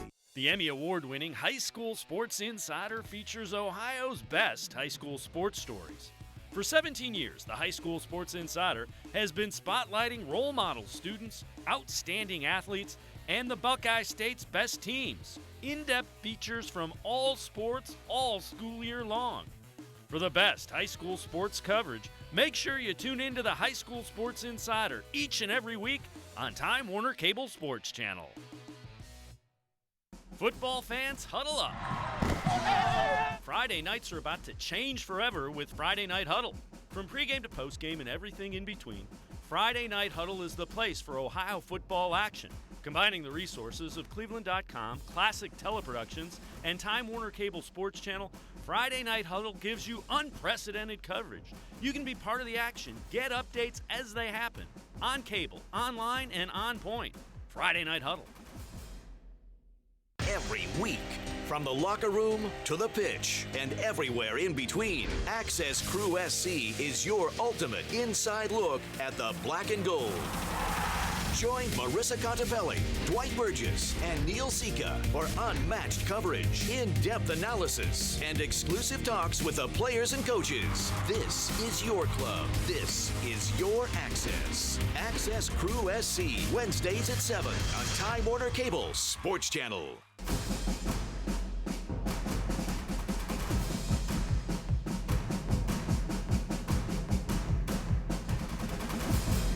Welcome back inside the Friday Night Huddle. I'm Dave Bacon, as always joined by Dan Labbe and Chris Fedor of cleveland.com. Guys, one of the games we've been talking about, Lorraine, the Titans taking on the Bedford Bearcats, and the Lorraine Titans just keep putting points on the board. It's going to be Huff again, his second touchdown run of the game, a nice spin, and he gets into the end zone. And the Titans adding to that big lead as Lorraine 42-7 with a 35-point lead now on the Bedford Bearcats in the fourth quarter, and that will extend to running clock time. So not much of a problem for the Lorraine Titans. They just keep getting it done. Yeah, and if you're Bedford, you're probably thinking, can we just get to the bus? Exactly. It is cold. It is windy. It probably rained earlier. We're getting killed here. Can we just get to the bus, see if we can regroup, see if we can put this one behind us quickly, and see if maybe we can still get into the playoffs if we beat Copley next week. And that's on the road against Copley. Tough way to have to get into the playoffs for Bedford. Yeah, and no question about it. And, Lorraine, you guys touched on it. They struggled a little early. They've got it rolling pretty well. They figured some things out. And that big win against Sandusky, too. I mean, I think that's the kind of win that you look back and say, that one gave us confidence, because going into that game, Sandusky was undefeated. Sandusky was rolling. Lorraine lost its starting quarterback midway through that game. They're trailing in the game, and the backup quarterback provides the lift, leads them to a come-from-behind win. And it's not just the fact that they beat Sandusky, the only team to beat Sandusky to this point. It's how they did it. That was a complete team effort, and I think that's the kind of win that gives you a lot of confidence and a lot of momentum, and they've used that here. Now they've got Cleveland Heights at the end of the year. That's the final game on the schedule. All the LEL chances up for grabs in that one. So for Lorraine, a team that missed the playoffs last year, this season has already been a success. And you can't really relax or stumble against Cleveland Heights, though. You have to finish that out. Right. Not only is it for the LEL, it's for your existence, and you win that, you get to play again. You don't win it, you might, but you don't want to leave your playoff fate into another team's hands. Not in Division I, you don't. No. And Cleveland Heights is going to be playing for something next week too. So that'll be a heck of a game. That's going to be a playoff game next week. In essence, winner gets in, loser probably doesn't. And the interesting thing is Cleveland Heights in Division I, Region 1, Lorraine Division I, Region 2. So it's one of those crossover games where you're not going to see them come playoff time, but you got to beat them to really give yourself the best chance possible to make it to Week 11. Yep. And Lorraine, the other thing for Lorraine, they've got to refocus coming off this win. And you might be saying, like, what do you mean? Why refocus? They just, they just beat Bedford in a way that they haven't any time in recent history. That's what it's about. For some teams, like, getting over that hurdle can be their season. And that can be like a big accomplishment for them that they mark down. So now that they've got that big accomplishment, they beat Bedford for the first time since 2011, they can't make it so that is their season. They have to make sure that they use that the right way, stepping stone into the game against Cleveland Heights. Well, we've touched on it in our Super 25, a couple of really interesting games tomorrow on Time Warner Cable Sports Channel. Cleveland against Cincinnati. It's Moeller against St. Ed's. That's the second game of this doubleheader. That'll be a 5 o'clock start. And really, Moeller's probably not going to make the playoffs. They're 3-5. If they win against Ed's, they have a Canadian team in week 10 that is a Division 7, just not a lot of points in that. But what is at stake, Moeller has never had a losing football season. Ooh. If they lose one of those 2 games, they finish 4-6 for the first time ever. Wow. I mean, think about that. Yeah. Ever. That's, you don't want to be that isn't something you want to be talking about, in 10 years at your reunion or whatever. So there's a lot to play for Moeller. There's obviously a lot to play for St. Ed's, because St. Ed's is trying to slug it out for a home game. They, St. Ed's finishes with Moeller and then St. Ignatius at Cleveland Brown Stadium. St. Ed's, they're pretty good. Newsflash. It's a little strange, though. I mean, here's St. Ed's. They've only lost once. It was to Elder. I feel like people aren't talking about St. Edward a whole lot. And maybe it's because they've played some out-of-state games, and they've played some out-of-area games. They're playing Moeller. They've played Elder. They blew out Glenville. That game didn't quite have the hype that an Ed's Glenville game usually has. So I feel like St. Edward is just very quietly putting together another really strong year. Now, people start talking about him going into Week 10 against St. Ignatius at First Energy Stadium, but to this point, I feel like things have been kind of quiet on the Eagles front. Chris? No, you're absolutely right, and I think it's because of what you mentioned, that schedule. Illinois, Pennsylvania, Canada, Pennsylvania again. There's just not that win that would really catch your attention beyond Archbishop Hoban, and St. Ed's in that game didn't play very well. No. And it was 10-7, and that's not the one that's going to catch a lot of people's attention. If anything, you know what that is going to do. That's going to raise more questions. Why didn't you play better? Are you kidding me? You're Division 1, they're Division 3. You only won that game by 3, so I think that's what it is. A lot of it has to do with the schedule. And you graduated a lot of guys last year, so there's a ton of new players. But we kind of laugh because if you took all of the young guys from St. Ed's and you put them in, Region 1 last year, I'm not sure they wouldn't have been the 8th or 9th team in Region 1, that nobody heard of. You know what I mean? They just have player after player, year after year, and they understand the system that Tom Lombardo wants them to play. That's the big thing. The other thing is Cordell Hoover set a school record with a 99-yard touchdown reception last week. That's one that's not going to get broken. You can't have a 100-yard touchdown reception. So congratulations. You have written your name in the record book forever, Cordell Hoover. But you're also right, Dan, in the sense that a number of the guys from the team last year, Cole Guest, he comes to mind. Of course, O'Malley comes to mind. Those guys were making plays as sophomore, junior, and senior, so they had been around, and people around Northeast Ohio, they knew of the names because they had done it in previous ways in previous years. For St. Ed's, it's a new running back, it's a new quarterback, new wide receivers, new defensive players. Yeah. They're not household names the way that Todd Sibley is, the way that Danny Clark is, and some of the other guys in Northeast Ohio. They have to have this year for themselves to make that name for themselves. And this is the time of year when you do it. Of course. Moeller, St. Ignatius, and then as long as you keep winning in the playoffs. We'll get back and finish up this conversation and check in with our other Saturday game. But first, we got to go to the phones. Bryant Kaiser has an update from the Chardon Brush game. Bryant, I'm guessing this one's final. What's up? The final score is Chardon 49, Brush 28. Chardon goes to 9-0. So you saw him play. What do you take away from the Chardon Hilltoppers? What jumps out? What impresses you?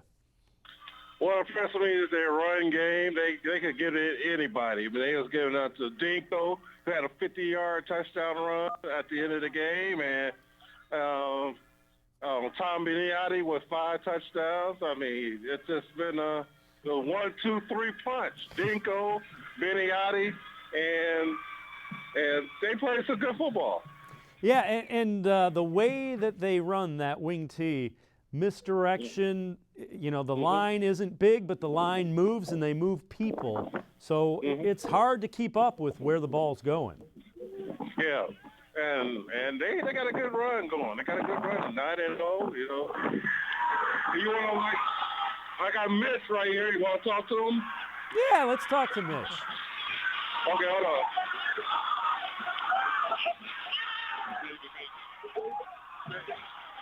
David. Hey, Mitch Hewitt, how you doing? Doing well. How are you? I'm great. Hey, congratulations, 9-0. It's your alma mater. What do you like about this team? Well, we got a great group of seniors, and I know that probably a lot of coaches say that, but I got 25 really good kids. They're high academic. The senior class is a 3.6 GPA. They just work like dogs, and they haven't always had success, so they appreciate what they're getting right now. Tell me a little bit about your quarterback, Tommy Beninati. You know, we were kind of laughing earlier. You had TJ a few years ago. It seems like there's always a Beninati to run this wing T for you. Yeah, it's going to be sad after this year because there's no more. But he's a special kid. He's 150 pounds. He's a 4.0 kid. He'll be valedictorian. I've never heard the kid cuss. He's just a great kid. He's a kid that's easy to root for. Easy to root for. The wing T, what are you trying to do as far as up front on the line? Do you run it where you need the guards to get out and do the thing, or what makes that offense go? Well, our quarterback makes the offense go, but we got a lot of weapons. And it's funny because people talk about like the wing T like it's like, from the 1800s, but we're the leading scoring team in Division II football. And, we're putting up 50 points a game, and we got a lot of weapons, and I think we threw the ball once tonight. And what's fun is when everyone knows you're running the ball and they still can't stop it. And that's a testament to our coaching staff, the kids we got up front, and the talent we got in the backfield.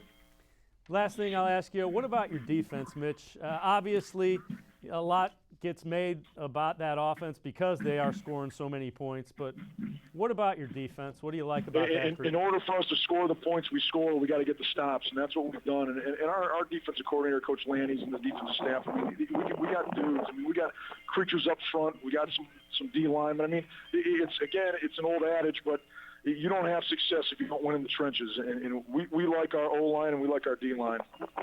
Mitch Hewitt, congratulations on the 9-0 start. Best of luck next week against Willoughby South. We appreciate the time. Mitch Hewitt, head coach of the Chardon Hilltoppers. He played on a pretty good Chardon Hilltopper team that won a state championship back in the early 90s. So we appreciate Mitch Hewitt spending some time with us. But you heard the attitude for Chardon. It's always going into every single game. We do what we do better than you do what you do. Mm-hmm. And everybody knows. Everybody knows they're going to run the ball. You don't have to worry about the pass. As he said, they threw the ball one time and they scored 49 points. I mean, they averaged 48 per game, despite the fact that the defense knows that they're going to run the ball every single time, basically, that they have it. And that's such a comforting feeling. And it gives you this sense of confidence and maybe a little bit of arrogance of, look, you know what you're going to do, but you're not going to stop it. So sorry about it. Well, there's so many variations and reads that go into it that I think that's kind of what Mitch was getting at. They've got playmakers, Sure. and it's like, if you try to take this away, this is, and they, there are options in what they're doing based on the reads as to what the defense is doing. And obviously when you got a guy like Tommy Beninati, valedictorian of the class, and a guy who's so familiar with the offense, he's going to make good decisions. You make good decisions in that offense, good luck stopping it. You need to be smart and make good decisions when you run a spread offense. You don't always think about that when you run an offense that runs the ball a lot. But in that wing T, you have to almost be a 4.0 student to understand, because you have so many reads you have to make so quickly and make those decisions so quickly, because it's right at the line of scrimmage where you have to make those calls. And it's no surprise that the quarterback is maybe the smartest kid on the team in that situation. Well, he sounds like he's the smartest kid in the school, too. Yeah. So congratulations to Mitch Hewitt and his Hilltoppers, now 9-0. They'll try to finish up a perfect regular season against Willoughby South next week. So we will definitely be tracking that here on the Friday Night Huddle.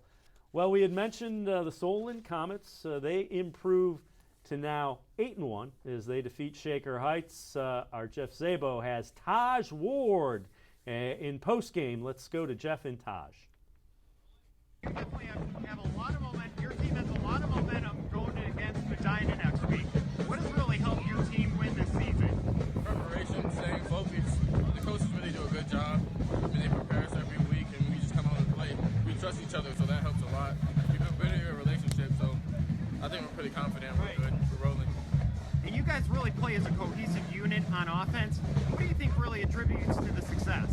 just the practices that we put in, like the work that we put in, the effort, the time. The coaches do a good job. We just have a team bonding. The chemistry is great. It's just fun to be out there with the guys. It's just a great experience right now. And then let's talk about that touchdown you had in that game. Bubble screen, you know, it seems like that play works quite often. It seems like that's one of your favorite plays. Yeah, it is. I mean, it's the blocking, though. I can't do it out the offensive line. Zach Peter, Nate Western, they get out in front of me and just make it easy.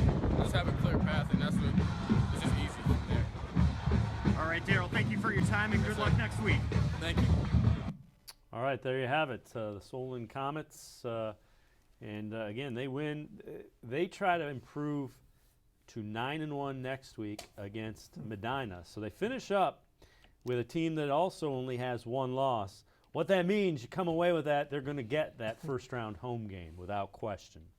Yeah, and you know, when we watched that feature on Solon, a couple things stood out to me. One, Joe Bubonic saying, you know, you want to play, you're honored to play quarterback for this school. And the other thing was the older guys bringing along the younger guys. And we talk so much with Solon and other teams about program. And that's where it starts. If you want to build some kind of dynasty or some kind of team that makes the playoffs every year, it starts with program and making that quarterback position an elite position within your community and having older guys that have been in that system for years and years, bringing younger guys in, not being worried about competition, bringing younger guys in. This is one of the best teams in Division I. They're 8-1. They got a chip on their shoulder. Can you sense that? Yeah, Listening to Coach McQuaid, seeing that piece that we ran a little bit earlier, listening to that interview, they're 8-1, and they've got a chip on their shoulder. And I think that's because there's one team that has beaten them in the last 16 games that they've played, and it's the same team, and they've done it twice, and it's Stowe. Well, you mentioned Jim McQuaid. Jeff Szabo never rests. He has Jim McQuaid. Let's check back in with Jeff Szabo and the head coach for the Solon Comets, Jim McQuaid. All right, Coach McQuaid, describe what really helped you out tonight. Well, our defense was very aggressive. They got after the quarterback. He has run all season against a lot of really good people and gained a lot of yards, and we were able to keep him in the box. And then we were able to, offensively, we were pretty balanced, both running and throwing the ball. Okay, and talk about that defense. It's really stepped up at various points throughout the season. What do you say are the key parts of that defense? Well, we're pretty athletic. We run, and we have veteran guys there too, and we have some guys that are new that are playing very well. So it's the key to our team. Is it starts with our defense. All right, that definitely sounds good. And now let's talk about the offensive side of the football. Well, we were pretty balanced today, both running and throwing, and we still got to keep working. We still have a lot more we want to accomplish, so still a lot more to do. Yeah, and one of the things your team wants to accomplish, win next week against Medina and then hosting first round of the playoffs. Yeah, there's no doubt. We want to win the league by ourselves. We don't want to share it with anyone, so that's job one, and then next is a home game. So we'll be back to work tomorrow. Get ready to go. All right, thanks, Coach. Thank you. All right, there you have it. Jeff Szabo with Jim McQuaid. And we mentioned hard-working guy. Jeff Szabo is on the phone. Jeff, good hustle to get the two interviews that you did. What jumps out about this to you? What really stood out about the Comets tonight against Shaker Heights? Well, something that really stood out to me is talking with Daryl Sinclair after the game. I beg your pardon, I made a mistake when I tweeted it out. That was Daryl Sinclair that I did the interview with. And it's something that I've heard from all the players throughout the season. They just emphasize the coaching. They believe that they have gotten to this point from all the coaches on that staff, whether it's Jim McQuaid, defensive coordinator Ed Bubonic, the offensive coordinator Matt Richardson. You talk to just about any player on that team, they mentioned the coaching, the preparation. They said that these coaches have really gotten them prepared each and every week, whether they're playing Shaker, whether they're playing Menor, whether they're playing Aurora. They've all said that it's the coaching staff that has helped them week in and week out not only become better on the field, but also accomplish their goals week in and week out. As you look at it, Coach McQuaid alluded to the fact that this offense was balanced. What did you see offensively that impressed you tonight with the Comets? Well, offensively, it has to be that offensive line where Thomas Wilkes, I talked to him about it outside of the game. He has definitely credited his offensive line with his success this season. He just says that I get the ball, I see what's down the field, and I trust my offensive line to give me the blocking that I needed. And then just how the Comets have so many offensive weapons. You have Darryl Sinclair, 9 touchdowns on the season. Taj Ward, who got his 4th touchdown of the season. And then Jake McCurry, another offensive weapon. He got another touchdown, and he also got another 2-point conversion tonight. The Comets just have so many different ways they can move the ball on offense. And then you also had number 32, Andrew Mason, running some jet sweeps earlier tonight, as Mason had a 70-yard run earlier this season. So the Comets just always have different ways they can move the chain, move the ball down the field, keep the offense going, and be able to put points on the scoreboard. Jeff, balance offensively. They've got the stout defense. They seem to be good in special teams. What's it going to take for a team to beat Solon? Oh, my goodness. I think it's just going to be able to play hard-nosed football, be able to stop their running offense, and also stop their passing offense. Just being able to stop both factions of Solon's offensive game plan. There have been certain games where Solon's not been able to really rush the ball well, but their passing game gets them points on the scoreboard, or vice versa. Like against Menor, they didn't really pass the ball too much, but a lot of their touchdowns in that game came from the ground. Just being able to run the ball, Products, I believe, in that game, had 2 rushing touchdowns. Jake McCurry, who's normally the wide receiver, had a 30-yard scamper into the end zone. And then there have been other games where they've only had 69 yards rushing, but over 300 yards passing. So I think for a team to beat Solon, they've got to be able to shut them down not only on the ground game, but also in the passing game as well. All right, Jeff Sabo, we appreciate all the hard work tonight with the Solon Comets and the Shaker Heights Red Raiders. And he makes a good point. You want to take away the pass, we can lean on Wilkes in the running game.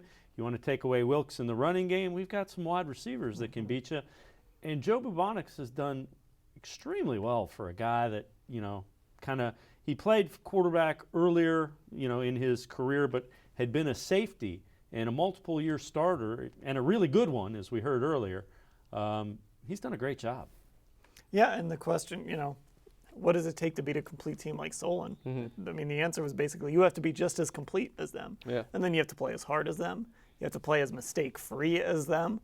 You have to be on your best game if you're going to beat the Solon Comets. And you have to be really good to begin with. Teams all around Ohio are going to be looking at that Stowe tape.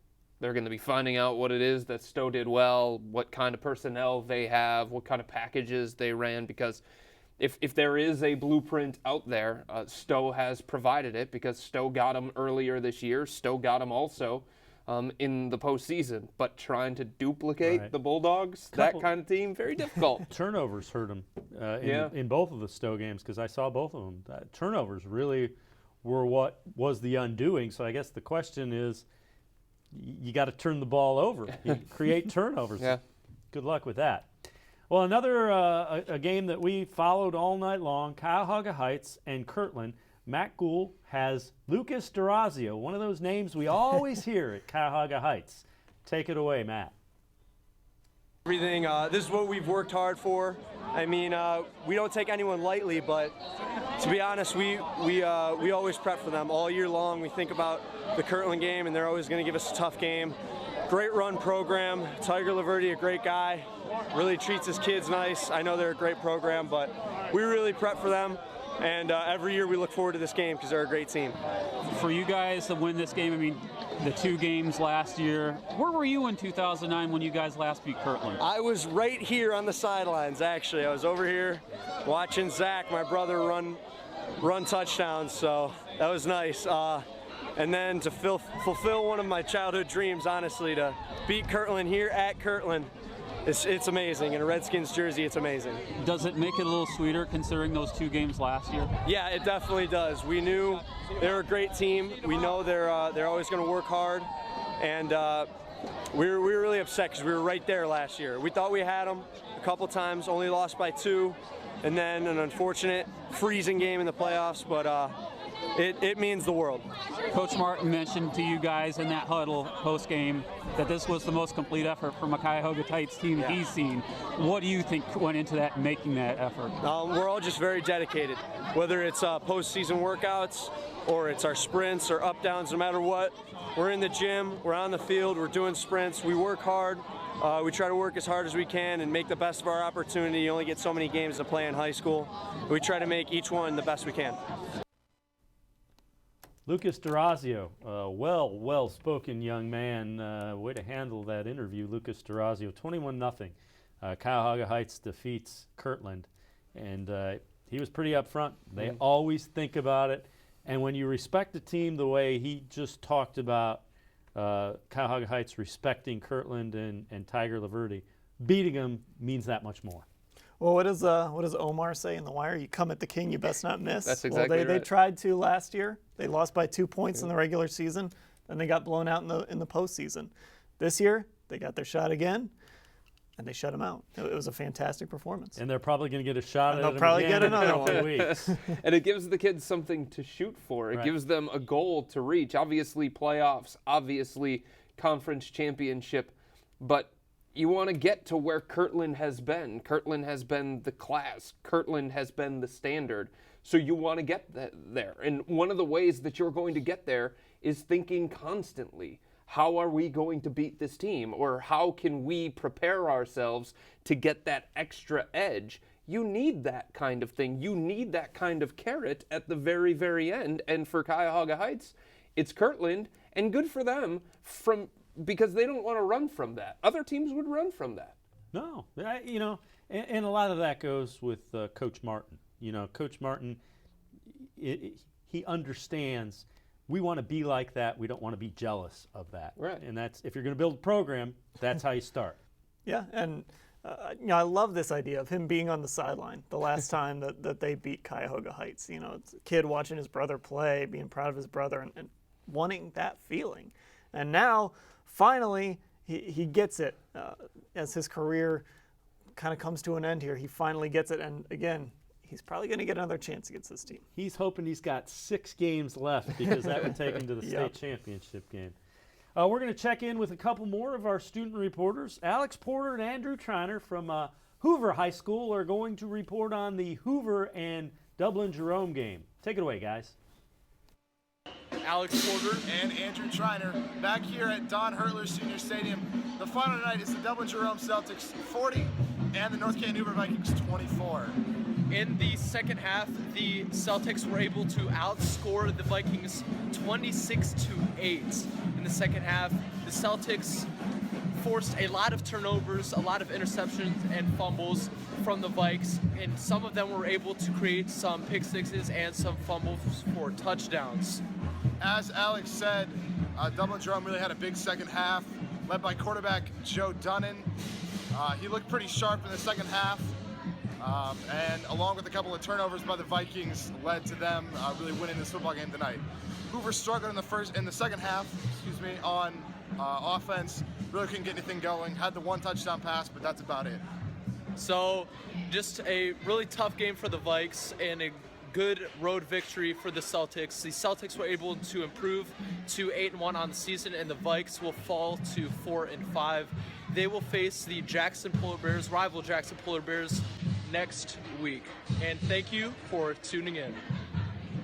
All right, nice job, Alex and Andrew. So, guys, Dublin-Jerome had mentioned, that 2.5-hour bus ride, little sluggish in the first half, but the 7-1 team puts it together in the second half, and they improved to 8-1. Yeah, got in that locker room and kind of got their focus back together a little bit, and 40-24 winners. And for Hoover, obviously frustrating. They started 3-0, then they went through that stretch where they just couldn't score any points, and they just couldn't win any games. They bounced back with a nice win over Green. Now they've got their rival Jackson next week, so a chance to end their season on a high note and try to beat their rival. Historic night for Dublin-Jerome. First time in program history they've won more than 7 games in a season. So getting that 8th win, something that I'm sure means a lot to those kids. They can now say, as we were talking, 10 years from now when they're at that reunion, we were the first team to get to the 8-win mark. And the other thing they want a playoff win. They want a Week 11 win. They know they'll be in the playoffs in Division I Region 2, and they want to win in Week 11. We're going to step aside, take a quick time out as games continue to become final. Here in Week 9, we'll have plenty of action ahead. Here on the Friday Night Huddle on Time Warner Cable Sports Channel and cleveland.com. Stay with us.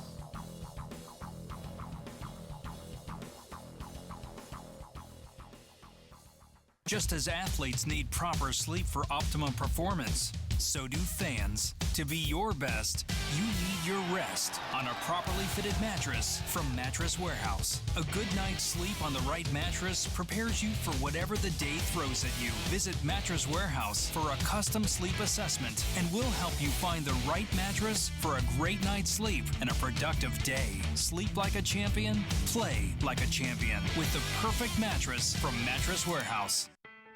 The best thing Tri-C did for me was give me opportunities. The workforce program prepared me for the career I have now.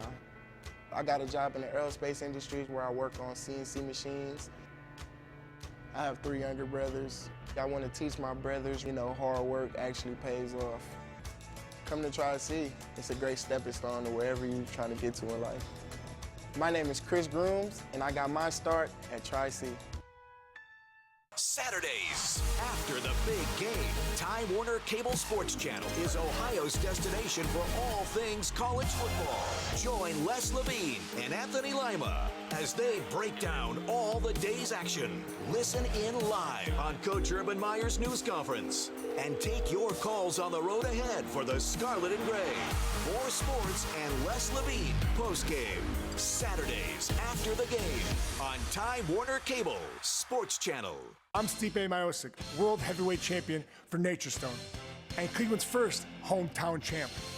Fighting can be brutal, so can mold, mildew, or flooding on your basement carpet or tile. Get Nature Stone and never replace your basement flooring again. Hurry, act now. Get Nature Stone and save up to 50%. That's up to 50% off authentic Nature Stone flooring. Nature Stone, like me, simply the best. Act now. Call or visit naturestone.com today.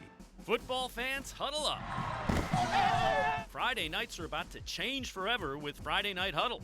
From pregame to postgame and everything in between, Friday Night Huddle is the place for Ohio football action.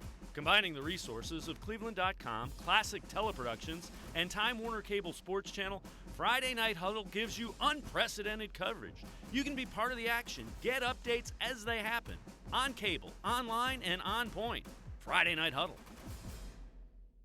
Dominion East Ohio is proud to salute young people in our area who work toward their goals both in the classroom and on the field. We're proud to serve our community and are committed to making a difference. Each year, Dominion partners with schools throughout the region and the entire country to develop new programs aimed at strengthening math and science education in our schools from kindergarten through high school. For more information about our programs, services, and community involvement, www.dom.com.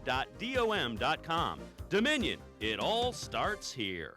The Ohio Lottery's Partners in Education program has been recognizing students and teachers who shine both in and out of the classroom since 2007. To nominate a deserving teacher or student, go to ohiolottery.com and click on Supporting Education. Students in kindergarten through 12th grade are eligible to be academic all-stars. K through 12 teachers can be honored as the Teacher of the Month. Every school that participates is eligible to be honored as the School of the Year. The Ohio Lottery's Partners in Education, where stars shine. Tuesday nights are for Ohio college football.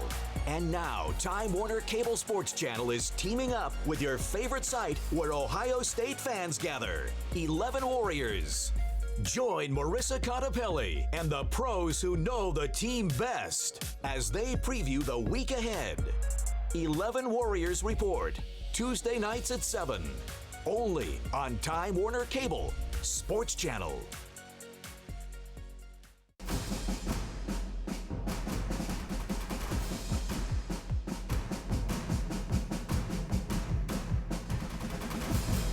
Welcome back inside the Friday Night Huddle. I'm Dave Bacon, as always, joined by Dan Labbe and Chris Fedor from cleveland.com.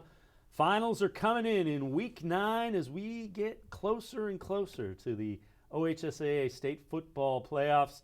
We're going to check in on the phone. Tim Bielik joins us to wrap up the Lorraine and Bedford game. And Tim, tell me a little bit about this one and what really jumped out about those Lorraine Titans. Well, those Lorraine Titans have now won 7 in a row, a 42-7 final here from George Daniel Field, which is going to set up essentially the Lake Erie League Championship game next week between Lorraine and Cleveland Heights. This game was all about Bedford turnovers. The Bearcats had 6 turnovers. Coach Sean Williams revealed after the game he had a backup center starting because the starting center was not with the team for the game. He was actually out of town. But the Bearcats just were not able to get really anything going offensively.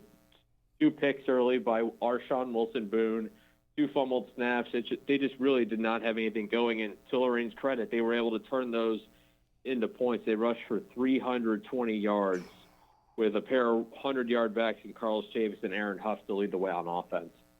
Yeah, Tim, anytime you can run the football effectively and turn it over, you're going to win a boatload of football games. That sounds like the formula for Lorraine tonight. Definitely, and it was a little bit of a spread triple option look with Justin Sturgill, the quarterback. Having Chavis, who went for about $170 and a touchdown, Aaron Huff 101 and 3 touchdowns. Having those 2 options to be able to go kind of back and forth between the two, they bring a little bit of different styles. Huff is more of an outside guy, Chavis more of the inside power back. So they showed some versatility, and the offensive line was just absolutely tremendous. They were getting great push up front throughout the game, pushing Bedford back, and it really just allowed Lorraine to just continually chew up yards, chew up first downs. They actually had 19 first downs in the game. 18 of those were on the ground. Bedford's issue in the loss against Cleveland Heights, turnovers, Tim. The issue tonight, clearly turnovers. Does head coach Sean Williams feel like those are correctable things going into next week's game? Well, when we talked at the game, he mentioned that they were able to win games early in the season despite the turnovers. He was telling his team that they were lucky to win in spite of those turnovers. This is a game where they weren't able to overcome them. I don't know there's really many games where teams will turn the football over 6 times to be able to win. And turning it over, especially when they did early in the game and not really having any offense to go with it, really doomed them because they were playing from behind the whole game, playing into a win. For the first quarter when they fell behind, they were down 20-0. They just never got into a rhythm, and those turnovers really hurt them. Tim Bielik, great job. We appreciate the constant updates and the highlights from Bedford and Lorraine. So the Titans a step closer to locking up that Division I Region II playoff berth, and as Tim alluded to, Cleveland Heights for the championship next week. So a lot on the plate for the Titans and Cleveland Heights as well. Cleveland Heights fighting for their playoff lives as well. That's what you want in Week 10, isn't it? You want playoff implications. You want league implications. That's what the final week of high school football is supposed to be about all across Northeast Ohio. And for Bedford, great start to the year, 6-0, 2 losses in the last 3 games for them. Their entire season comes down to next week on the road against Copley. Tough position to be in. Yep. At the same time, they can done. still get it done. Absolutely. They have shown this year that they've got the offense to put up the kind of points to hang with a team the caliber of Copley. Now the challenge, and as Tim mentioned, backup center, that explains some of the issues, the snap issues, the exchange issues. It also, don't underestimate when the quarterback center exchange doesn't come second nature like that. That throws off the timing for the quarterback. That leads to interceptions. So there's the explanation. Now you understand some of the problems. Got to get them corrected. Yeah. There's the problem is the great equalizer is, okay, you know the problem. Now you got to correct it. And certainly nobody's fault when it comes to the backup center, but this is the worst possible night to have that happen. It's on the road against Lorraine. In the cold, in the rain. In the rain, wet. grass field, not turf. So all of those things, it was the worst case scenario for that to be the case. Well, something that went very, very well is the way the Buckeye Bucks played. And our Bill Mayville has head coach Mark Pinzone, who has Buckeye right back in the thick of the playoff picture. Take it away, Bill. Points, 7 on the punt return. But want to talk about the defense first. How big was the play that Brendan McBride made on 4th and 8 down here at the 24 when the game was still scoreless in the first quarter? That was a big play. I mean, he came across real well because he didn't have his arm where it was supposed to be and putting that away. I mean, they were getting ready to score. They were knocking on the door, and I think that was a big pick-me-up for the defense. They had moved the ball and moved the chains a couple times, and I think he hit the nail on the head. They did a great job, and Brendan's play there with his arm and his hand was perfect. The play of your defensive line, they seem to be in the backfield in Weber's face pretty much all game long. I think I counted unofficially 6 sacks. What did you guys do that was able to get you guys that much pressure? I think our kids are well coached by Coach Savar, our defensive line coach. If it was 6, boy, I thought that was low. I thought it was a little more than that, to be honest with you. But, I don't know. I think we just kind of got our technique going a little bit, dug into the mud and got used to the field. And all those guys up front did a great job. Obviously, you don't go out to set records on the offensive side, but Durgy becoming the second 1,000-yard rusher for the year. Just talk about what your offensive line's been able to do and what your guys have been able to do behind that. Yeah, those guys, and a lot of those guys play defense. I mean, they've done a fantastic job. There's one of them that's a senior, that's Hunter, but the other guys are awful young, and they're going to be back next year. And they've worked hard. I mean, you look at Spencer Murphy, our center, and he's smaller than me and shorter than me, and he gets that ball back in our shotgun offense every time, and just works and fights like a dog. And I couldn't be prouder than those guys. They're the big reason why we have 2 1,000-yard rushers. Chance to lock up your conference title next week and probably lock up a playoff spot. What do you tell the kids to get them ready? I tell them not to change a thing. We're going to go and do exactly what we do. I think kids at high school need routine and structure and still have fun and stick together, and I think that's what they do best. So we're not changing a thing right now. We're going to make sure anybody that's dinged up gets help in the trainer's office. That'll start tomorrow morning. We're going to correct our mistakes and get back after it, and we're concentrating on Brookside only for the next 7 days. Mark Pinzone, talking about guys that are doing well. Mark Pinzone has that program definitely heading in the right direction towards the playoffs for the 4th straight year. He's been there 4 years. The thing I found kind of interesting, I didn't think we 6. That seems kind of low. Yeah, he's not keeping track, I guess, on the sideline. But yeah, just an impressive performance across the board. Well, if your head coach is saying 6 sacks seems kind of low, I'm guessing you had a lot of pressure on the opposing quarterback.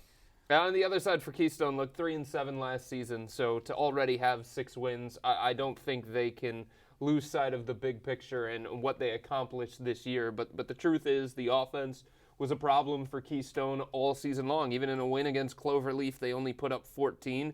You talk about a win against Black River, only putting up 16.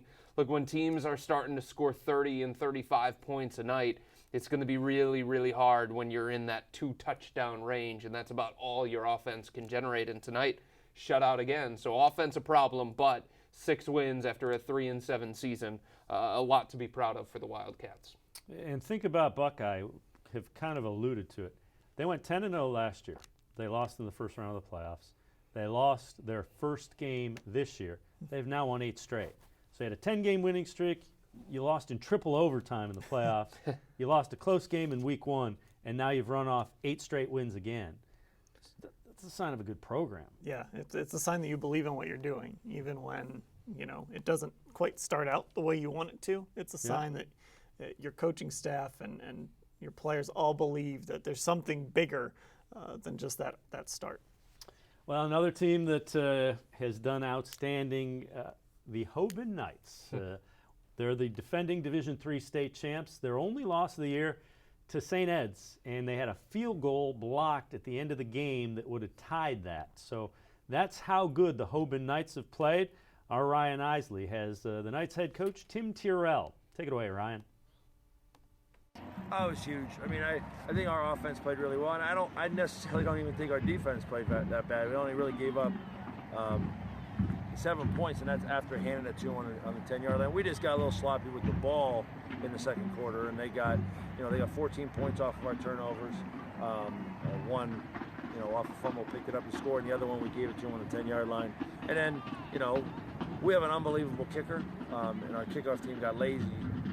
98% of the time they're in the end zone, and they didn't run, and it didn't get in. So, we just some fine tuning we gotta fix. I heard a couple guys on the sideline after the half screaming, "We're a second half team. We're a second half team." Proved it tonight with another shutout defensively in the second half. What did you tell them at halftime to get them motivated? Well, the big thing was just eliminate the mental mistakes, and that was turning the football over. And we still put it on the ground in the second half when we shouldn't have. We just got to get used to this weather. We've had a blessed weather season, and it hasn't been cold or wet for one game. And running backs, I think we're going to have all soggy, wet balls for practice all this week, no matter what. So we just got to get a little bit more focused mentally for that. And there you have it, Tim Terrell, his team improves to 8-1. They're trying to lock up the home game, and they're real close to doing that in Region 9, Division 3. Again, they're the defending state champs. Interesting thing, though, kind of calling out his kickoff team. Yeah. And I'm sure they heard it on the sidelines because he's not one to hold back with that. You've got to be good on special teams. You can't let special teams mistakes happen, especially as you get into cold weather, especially as you start going through the playoffs, you start getting to Columbus where they want to be. You can't let special teams be your downfall. The other thing that he was doing, he was pumping up that defense. And he was basically saying, hey, look, 21 is a little bit deceiving. That's not on the defense. That's on the offense for the turnover at the 1 point, the turnover for the other point, and the special teams. So, yeah, we pitched the shutout in the second half defensively, but our defense was just as good in the first half. But our offense put them in some really precarious positions. Well, another game that we followed all night long, the Stowe Bulldogs and the Brecksville Bees. Nate Klein has head coach Mark Norrie of the Stowe Bulldogs. Take it away, Nate. 41-7. How does that stand to you right now? Well, I think the defense did a great job of game plan this week. I mean, they're a big play, big explosion team, and they do a great job at it. And so, for us to hold them to 7, I think the defensive game plan that was implemented was a great one, and I think the kids went out and executed, and that was huge. Mark Norrie, obviously a 41-7 win over Brecksville. Nate Klein hustling as well. We're going to hear from Jason Black. He's with Nate Klein. Black, the head coach of the Brecksville Bees. What did you share with you guys after a game like this here? That we have to be mentally and physically ready to play for more than 15, 18 minutes like we were today. That we need to make sure that we come ready for 48 minutes and to make sure that that we're able to learn from the mistakes that we made today. We have the ability to play another game. We have the ability to forget these, move on, and try to come back and beat a talented Hudson team next week. There you have it. Brecksville, their first loss of the year. So both Brecksville and Stowe, 8-1 on the season. And Brecksville, as Coach Black alluded to, gets Hudson next week. And the first time all season, Brecksville has scored under 34 points. Ooh. Forget just single digits. The first time they've scored less than 34 all season. Just going back a few weeks, 42, 41, 48, 42, 50, 49. 7. Yeah. That really speaks, and Mark Norrie said it, to that defensive game plan and that ability that Stowe has. And you also heard from Coach Black right there, essentially saying without saying it, our schedule at the beginning of the season didn't really have us prepared as well as we would have liked to be prepared for Stowe. It was a huge step up in competition that was a bit shocking to our guys. Said we weren't mentally and physically prepared for this sort of thing to play a full game. We did for a little bit, but when you step up in competition to Stowe and then next week against Hudson, you better be ready for that sort of thing because it can be shocking. And tonight it seemed like it was a little bit. And you know what? Points to Stowe. They've been outstanding. Their lone loss, a 2-point conversion to Hudson. Yep. In a game that they were leading 24-7. I said at the time when it happened, that might be the best thing that happened to them, and they've come back and they're taking nothing for granted. Yeah, I don't know if a team like Stowe necessarily needs a statement win, a team that's been ranked in the AP poll and, of course, in our Super 25 pretty highly all season long. But, this kind of was a statement win for them.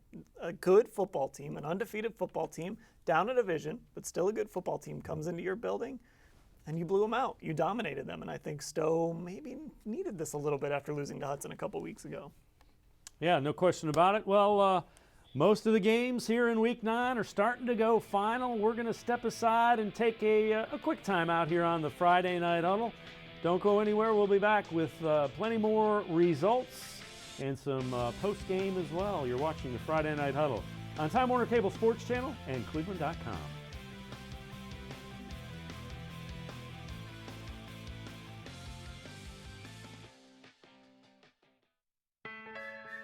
Before I decided to go back to Tri-C to become a nurse, I was a stay-at-home mom. Absolutely wanted to be a pediatric nurse. I love taking care of kids. Yeah. If you're thinking about changing your career or changing your path, go to Cuyahoga Community College. I feel like I'm in a great place in my life. I have 3 great kids. I have a great job that I love. I could not have done it without Tri-C. My name's Diana Geary. I earned my nursing degree from Cuyahoga Community College.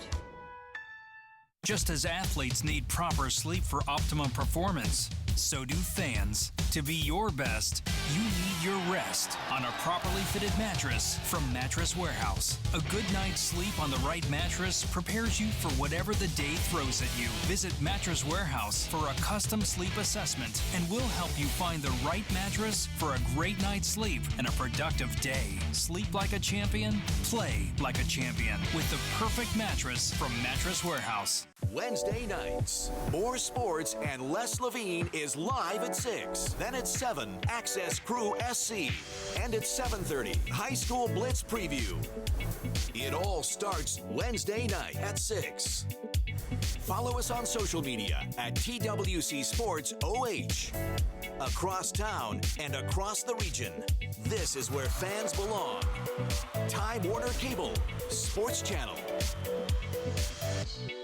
As World Heavyweight Champion, Clevelander, and spokesman for Nature Stone, we'd like to present you with our own award. Wow, it's awesome. We had it made ourselves. It's made of... Not the award, the floor. Oh, it's Nature Stone. Installed over concrete, Nature Stone flooring is tough, durable, long-lasting, and beautiful. Act now and get up to 50% off. This is the only time you'll see me on the floor. To schedule your free in-home consultation, go to naturestone.com today. The Emmy Award-winning High School Sports Insider features Ohio's best high school sports stories. For 17 years, the High School Sports Insider has been spotlighting role model students, outstanding athletes, and the Buckeye State's best teams. In-depth features from all sports, all school year long. For the best high school sports coverage, make sure you tune into the High School Sports Insider each and every week on Time Warner Cable Sports Channel. Football fans, huddle up. Friday nights are about to change forever with Friday Night Huddle. From pregame to postgame and everything in between, Friday Night Huddle is the place for Ohio football action. Combining the resources of cleveland.com, Classic Teleproductions, and Time Warner Cable Sports Channel, Friday Night Huddle gives you unprecedented coverage. You can be part of the action, get updates as they happen, on cable, online, and on point. Friday Night Huddle. Every week, from the locker room to the pitch and everywhere in between, Access Crew SC is your ultimate inside look at the black and gold. Join Marissa Contepelli, Dwight Burgess, and Neil Sika for unmatched coverage, in-depth analysis, and exclusive talks with the players and coaches. This is your club. This is your Access. Access Crew SC, Wednesdays at 7 on Time Warner Cable Sports Channel.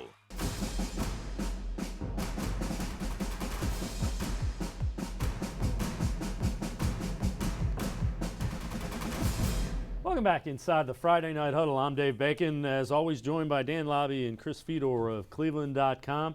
A lot of the games going final, and it is time to take a look at the scoreboard here in Week 9, courtesy of cleveland.com. And where you see the box scores, those games are finals. Rhodes defeating John Adams, and JFK defeating Whitney Young in Senate play, along with East Tech, a 32-6 winner over Collinwood. Cleveland Heights, a little bit of a tough one against Shaw, but the Tigers get it done. Doesn't matter how many you win by, you just want the win at this point in time. Avon, the top-ranked team in the state in Division II, no problem at all with Berea Mid-Park. Now the games that say live, they are not finals yet. Last report, North Royalton was leading Cuyahoga Falls 12-7. North Ridgeville shutting out Lakewood 24-0. And guys, Menor keeping the playoff hopes alive in Division I, Region I. Close one with Brunswick, but they get it done and put themselves still on on the bubble in the mix for that 8th spot in Division I, Region I. Solon, as we told you, no trouble at all with Shaker Heights. Stowe pretty impressive over a previously unbeaten Brecksville team.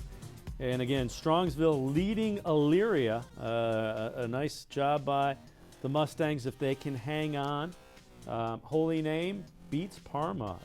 That's going to hurt. The Redmen were in the mix in Division I Region 2. Holy Name will hurt those chances. Aurora leading Canada Prep 22-6. Barberton leading Highland. So how about those Barberton Magic? They have a chance to potentially lock up a playoff spot if they can win this week and next. Barberton has not been to the playoffs since 1998. Look at Twinsburg. How about those Tigers? They got the big win over Hudson last week. They are leading Nordonia 31-0. Copley headed for a showdown with Bedford next week. Also has that game well in control, 31-0 over Kent Roosevelt. No report on Ellett trying to hang in on the playoff mix. You see no report from Jackson and Green. Hudson having trouble with the Wadsworth Grizzlies, 17-6 they lead. Again, the Explorers need to win that one to lock up a playoff spot, but Hudson so far leading 17-6. Trying to lock down a Division II playoff spot are the Hudson Explorers. Yeah, going back to that Menor one, can't overlook it. 22-16 against Brunswick. Again, it doesn't matter how much you win by. For Menor, got to win basically every single game and might actually need some help beyond that.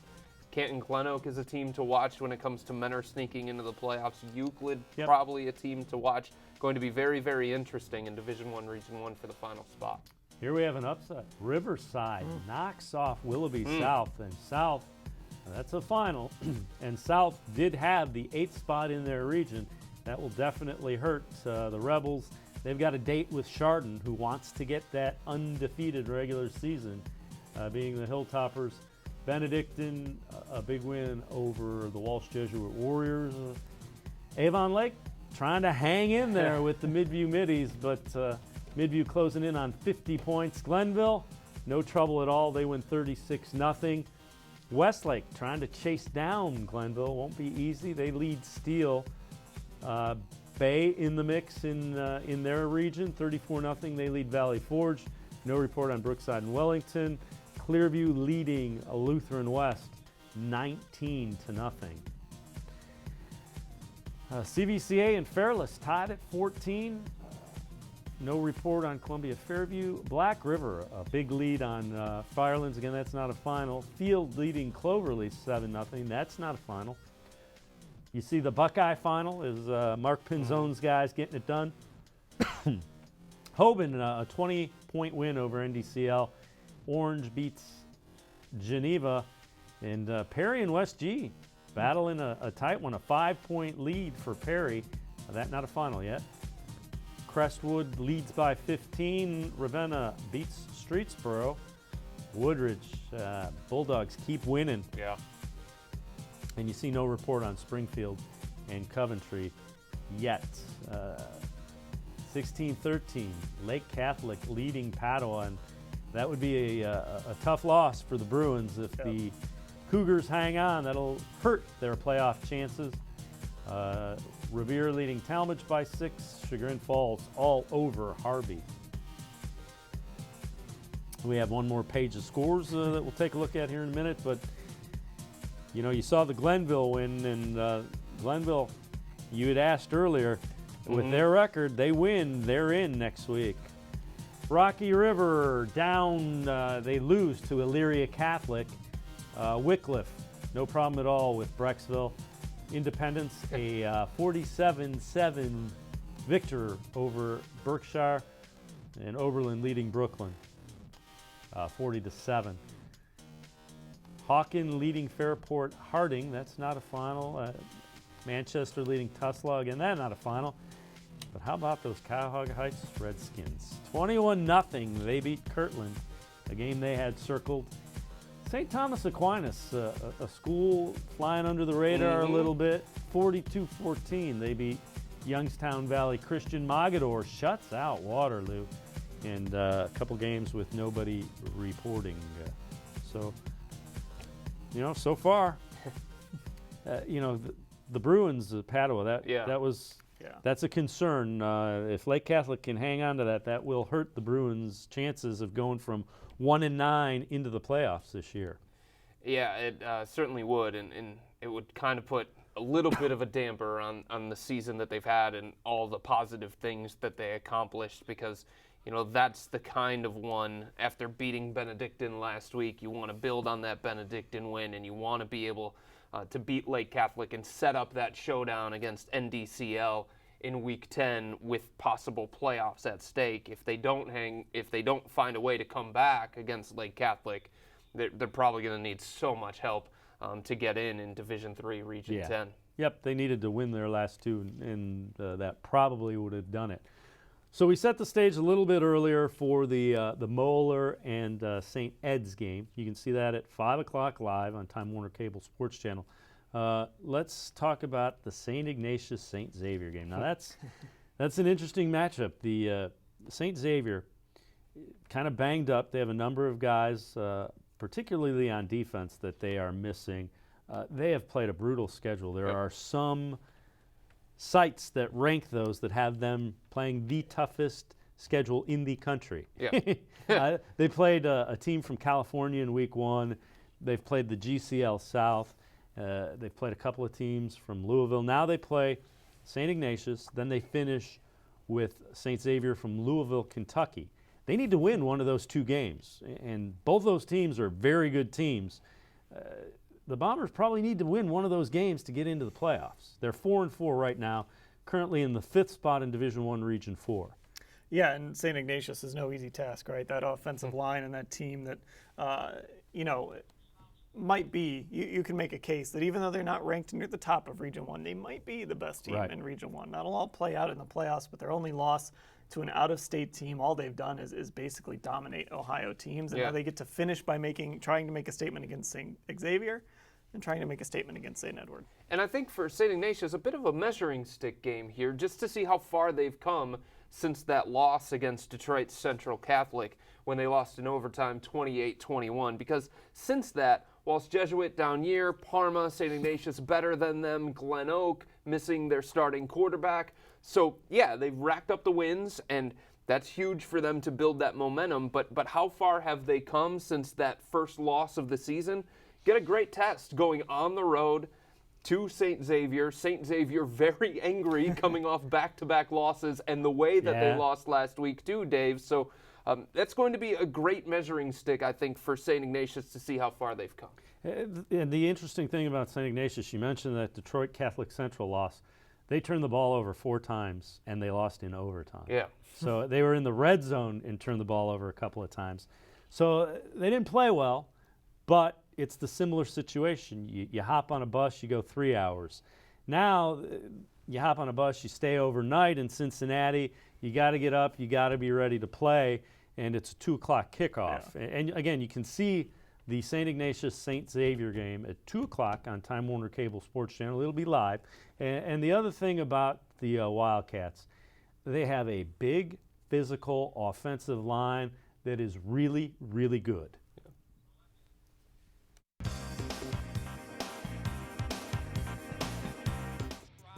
Brian Almody, Tyler First, John Spellacy, John Jameson, and Darian Kennard. 5 big cats that make the St. Ignatius offense go. It's probably the biggest line in the history of the school. I don't know what moms fed them, honestly. There were kids, 9th grade, okay, they're 5'11", and then now they're 6'3". Great. All 5 of the St. Ignatius offensive line starters are between 285 and 315 pounds. Not only are these guys big, but they're athletic as well. Where we had experience was defensive line and offensive line. And for any high school coach in America, that brings a smile to your face, because that doesn't happen too often that we have that much experience there. And by doing that, that's given our skills time to really get a good feel, become more familiar with the offense, get the idea. And so that they're the heart and soul of the offense. There's no doubt about it. As a team, St. Ignatius is averaging better than 6 yards a carry for the season. Jimmy Andrews and Mark Babinski have shared the workload running the football. Our coaching, we got Adam Reaney and Paul Yappel, so they've really helped us become a good offensive line, and Yeah, we really want to run the football, and that's our mindset, kind of run first. Jimmy's not more of the speed guy, but Jimmy's that guy that will run you over, and Mark is more of a shifty guy. But they both do some similar things, and it's just good to have that 1-2 punch. So if Bobinski's getting a little tired, we can put in Jimmy, and we'll do fine the rest of the year. Physical is exactly what Coach wants, so we try to be.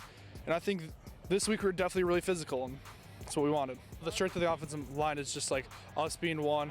You know, if we're not all together, something's gonna mess up, things are gonna go wrong. But we all gotta like stay together as one group, and if it's not one group, it's not gonna work well. An offensive line has to work together, and while these big guys are proud of what they've done, they know they have to continue to improve. We just try to be one unit, one mind. It's very important, and I feel like we're getting there. We still got a little ways to go, but we're improving, which that's all we can ask for. Pride is huge, you know. Gotta run the ball no matter what. You can't just be like a passing team. That's not how we are. Running is what we do. Getting 6 yards a carry is how we are, and that's exactly what we want. Don't expect the St. Ignatius offensive linemen to make any brash or bold statements. These guys aren't really looking to get noticed. There's a code somewhere. I don't know where. There's a code that no offensive lineman can start bragging, or there's some problem. They realize they're the guys that have to handle in the middle and just bang away, and there's no sense. They get great satisfaction watching that running back pop through and go, and giving the quarterback time. That's all. But the next time you see a St. Ignatius running back shoot into the clear for a big gain, remember those 5 big cats up front are the guys that make it happen. So St. Ignatius will take on St. Xavier 2 o'clock here on Time Warner Cable Sports Channel. You can catch all the action live. Well, time to head to the phone. The Barberton Magic get it done against the Highland Hornets as Barberton comes away with a victory. And joining us on the phone is the head coach of the Barberton Magic, Tony Gatto. Tony, thanks for the time. Congratulations. Tell us a little bit about what got things done for you tonight against Highland. It was a great team effort, to be honest with you. Obviously, we played well enough to win.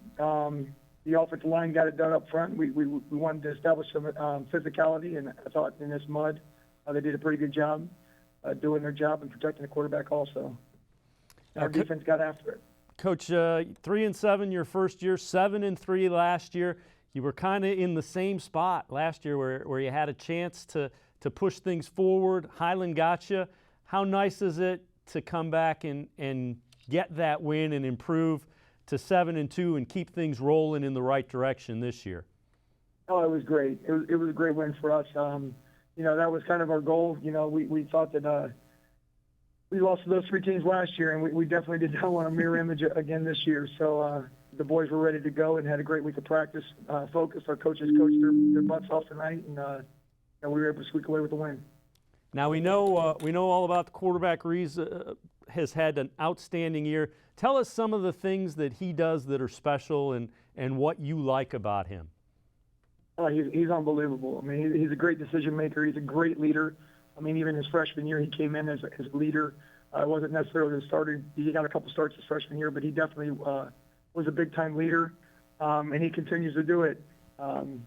He makes plays when we need it. He made a couple bonehead plays tonight, and he comes off the sidelines and he knows darn well he's going to get back in there and make plays, and that's what he does. He's a great kid to coach. You mentioned some of those goals that you had, and one of them beating Highland. So what's the message to the team going into next week's game, going on the road against Revere after this big win against Highland? Well, I think, our boys at the beginning of the year were so geeked up to play Copley that we kind of had a flat week of practice the following week after that loss against Copley. And obviously Aurora's a really good football team, but you definitely have to have your A game.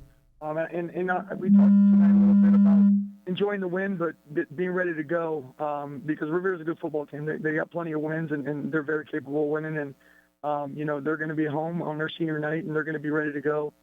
So we got to be focused. We have to have a good week of practice and game plan like no other. So we'll definitely be ready for them. Coach, do you allow yourself to talk about playoffs, or how do you handle that? Obviously, at 7-2 now, you have a chance to do something that's only been done twice in the school's history. 91 and 98 are your playoff years. Yeah, we to be honest with you, we definitely talk playoffs. I mean, we talked playoffs at the beginning of the year. That was our goal. We wanted, obviously we wanted to win the league, which would be a huge, you win a league in the Suburban League. It's a great league to play in. Obviously that's not in the picture anymore. And we talk playoffs. We talk about winning and advancing. Obviously some things have to happen. I think we jumped to 8. We definitely let our boys know it. They want them to play for something. And they have an opportunity to play for something. That always makes it a little bit more motivating.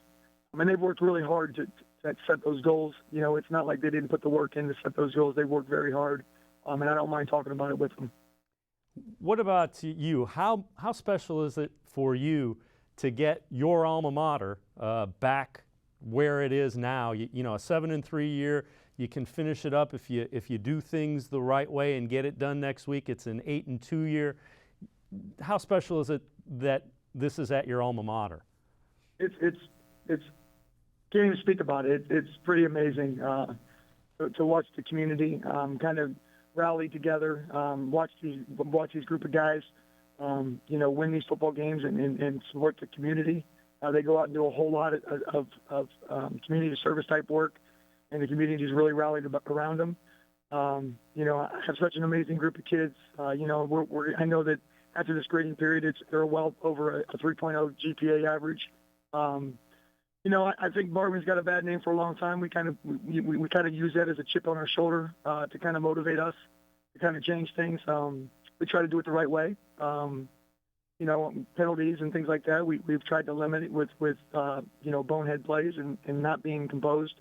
I think we've played it that way, and I want to do it that way. Obviously, be very special. I was on that 91 team, so I talk a lot about that and talk about how great it is to be able to do that in your senior year. These seniors that Toby Booker just played unbelievable tonight, and our senior offensive linemen really did their job tonight. It's definitely exciting. Tony Gatto, we appreciate the time so much. Best of luck next week against Revere, and go ahead and get that done for the Barberton Magic. Congratulations, Coach. Tony Gatto, head coach of the Barberton Magic. So he was on one of those 2 state playoff teams in school history, and now has a chance to get it done as a coach. Great story. I love that he confronts it, right? Yeah. Right at the beginning of the season. Let's get to the playoffs. Hasn't happened very often in school history, so let's do it. Let's be that school that breaks that streak. And after 2 losses to 2 very good football teams, Copley and Aurora, your season can go one of 2 ways. It can fall apart, or you can rally. And it sounds like after that flat practice against Copley, they rallied a little bit. Even though they lost to Aurora, they haven't lost since. And after the game, he has already taken a look at the playoff standings, and he said, hey, we moved up to number 8, so that's exciting. I did it before. The flip side of it is, he was an assistant coach at Talmadge. His son played quarterback under Joe Vazzalotti. So that's another guy that was an assistant coach at Talmadge back when Talmadge was making the playoffs year in, year out. So he understands how to build a program and what it needs to be fed. So again, those are the type of things that make high school sports fun, makes high school football fun. So, happy for Tony Gatto. Just a great story. Yeah, and you could hear how much it meant to him to be the one to turn around the program. Like, we hear this all the time in all of sports, in free agency, and some players don't want to go where they came from. They don't want to go back home because of the pressure that's going to be on them and the expectations that are going to be on them. But for him, he wanted to do this for Barberton, and he probably came in there with high expectations. People in Barberton probably had high expectations for him, and he's not run from those. In fact, he's embraced those and said, all right, bring it on. I want to be the guy to bring us back to the playoffs. And he talked about the bad name that Barberton has had in the past. And it takes a long time to change that sort of thing. It takes a lot of hard work. And you just feel for a guy that's been able to do that because you know how much it means to him. And he's done it relatively quickly. Took over in 2014, was 3-7 in 2014, 7-3 last year. And they were same exact. He mentioned it. They lost to the same exact teams, Copley and Aurora, early in the year. Came into the Highland game in Week 9, had a chance to if they win that, they had a chance to make the playoffs. Well, they didn't win it, so they didn't make the playoffs. This year they win it, they get Revere. If they beat Revere, they're going to be in the playoffs. And don't you love the coach-quarterback relationship? Like, there aren't many players that a coach will just say, oh, he made some boneheaded plays. Yeah. But that relationship is always so interesting. When you find a kid that you know is something special, you do groom him, and you are tough on him, and you do take that tough love approach. And it is almost like a father-son relationship between that coach and quarterback, because they both know that they kind of hold each other's futures. So again, a heck of a job by the Barberton Magic as they defeat Highland. They improve to 7-2, trying to hang on to that 8th spot, maybe even move up in their region, trying to make the playoffs for the first time since 1998. They did make it in 91. Those are the only 2 football playoffs in school history for the Barberton Magic. So online to do that, good stuff by the Barberton Magic. The other one is the Aurora Greenmen. They're in the playoffs. 12th straight year that Aurora has qualified for the playoffs. They're fighting for a home playoff game, and that's another place. Veterans Stadium over there. You don't want to play at Aurora. That's not an easy place to win. And if you can get a first-round home game in the playoffs, huge advantage for Aurora. Yeah, and their only loss is to Solon. I mean, in week 1. Yeah, how many hours have we spent on this show over the weeks just praising Solon and how good Solon is? And that's Aurora's only loss, like you said, in week 1, and they've turned around and rattled off 9 wins in a row. This is a classic Aurora team that's going to be really dangerous in the postseason. 9 wins in a row. One of them against Euclid, another against Barberton, another against Highland, another against Copley. So it's not just any 9 wins mixed in there. It's against some real good competition, a lot of playoff teams in the mix. So you feel like because Aurora played against those kinds of teams, you want to talk about battle-tested and being ready for the postseason, they're going to be as ready as anybody in Division II because of that schedule that they played. They've already matched up against playoff teams. Well, and the other thing about Solon is Solon's a D1 school, and they got beat by Aurora last year. So Solon had all off season, and Coach McQuaid admitted it in week 1. We were not going to let that happen again. So they, every workout they had, it was pointing to that game. Yeah, when you have months and months to prepare for a team and you want to beat that team, a lot of times that's going to work out in your favor, especially when you're a good team like Solon. All right, Ryan Isley has Danny Clark, quarterback for the Hoban Knights. Clark will announce where he is going to attend college tomorrow. If I know Ryan, he's going to try to get it out of him tonight. Let's see if Ryan Isley had any success as he talked to Danny Clark.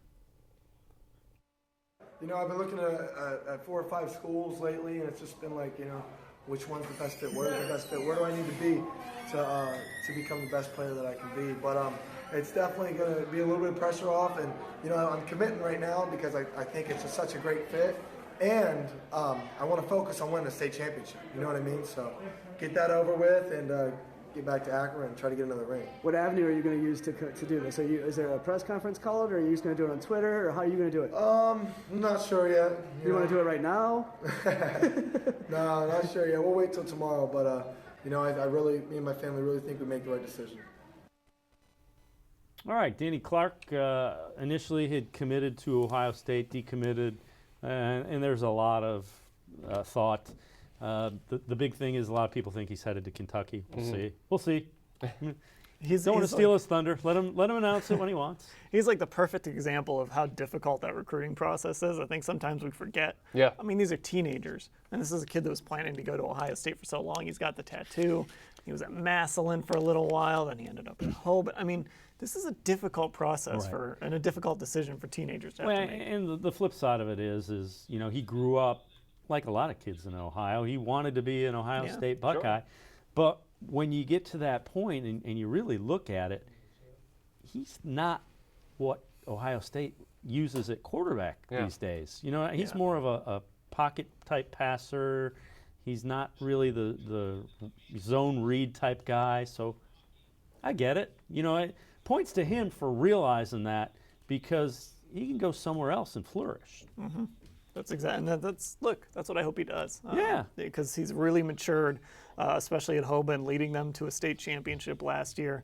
He's just grown so much. I remember talking to Coach Terrell last year, and he would just talk about how different of a person Danny Clark had become since he got to Hoban. And you could kind of even sense it there in that conversation. And one of the things that he said, I think, is so important.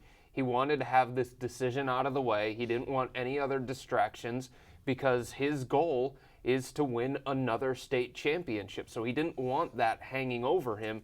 Get it out of the way, focus on next week. You got a big one next week, and then focus on everything else that's ahead of you. He's actually, I've run into him a couple times, interviewed him a couple times. I like him. He's a good kid. He really is. I mean, he's a high school kid, but he's a good kid. So why would anybody want anything but for him to have success? Yeah. And clearly, Ohio State wasn't the right mix. So I think it points to him for realizing that and then going back and finding what is the right match there. Right, and the way that he did it, too. He laid it all out there. Sometimes you hear somebody decommitting, and you're sitting there and you're wondering why, and you have all these questions. He got out in front of it in a classy way, explained how much it would have meant to him to go to Ohio State and how difficult the decision was for him to not go to Ohio State, so that if a Buckeye fan had some negative feelings towards him, maybe those are going to go away. And I think how he handled it, getting out in front of it, it was a really mature and classy way of doing it. And he also presented it saying how much it pained him to not be following through with his dream to be a Buckeye. So we've got about a minute and a half before we go to break. As we wrap up the scores that we've looked at, does anything really jump out at you? Obviously the Cuyahoga Heights thing. That's the first shutout of Kirtland since, was it 2010? So it's quite a while. So Cuyahoga Heights, a heck of a job. Is there anything else that really jumps out with you or Dan? Yeah, for me, it's Independence, and it's not just because they have a great band and they've got a great reporter who gives us all this great information and all these great videos. It's the fact that, look, this is a team that has not won this many games since 2010. You got to go back to 2010 for Independence, when Independence won 8 games, got to the playoffs, and lost to Kirtland. It's been a lot of lean years for Independence. They got 7 wins right now. They're going up against Cuyahoga Heights. Tough test to finish off your season, but some positive things for them to take away, including a huge win against Berkshire, showing how far this program has grown. 47-7 against Berkshire. That's not something that you can just overlook in this season for Independence. We'll get to Dan's in just a minute. We got to step aside and take a quick timeout. Our last timeout here on the Friday Night Huddle. Don't go anywhere. We'll see how the Super 25 did, and we'll also check in on a couple of scores. You're watching the Friday Night Huddle right here on Time Warner Cable Sports Channel and cleveland.com. Don't go anywhere.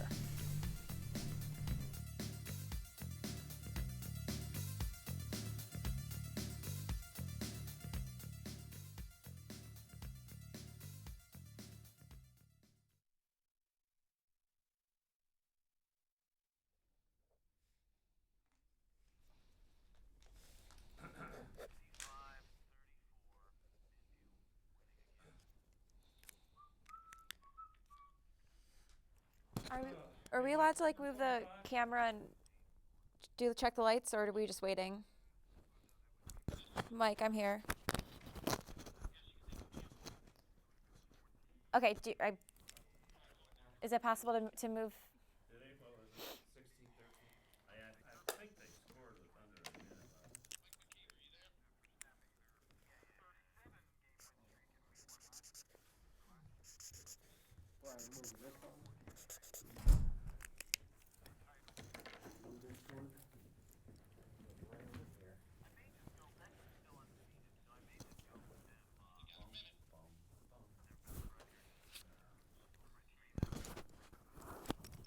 Hey guys, can you hear me at all? I can hear Matt and Neil. Want me to put the lights up for you? Yeah, if it doesn't affect you guys over there.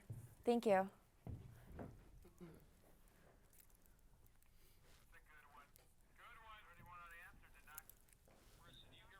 Mike, I hear you. I don't hear him either. I can hear Matt and Neil in Columbus. That's all I hear too. You hear him too? Yeah.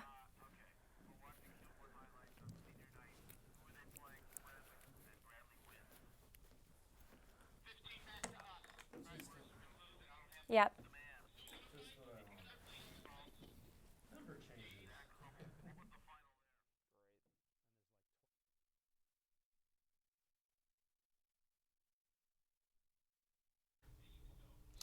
Welcome back to the Friday Night Huddle, along with Dan Labbe and Chris Fedor from cleveland.com. I'm Dave Bacon.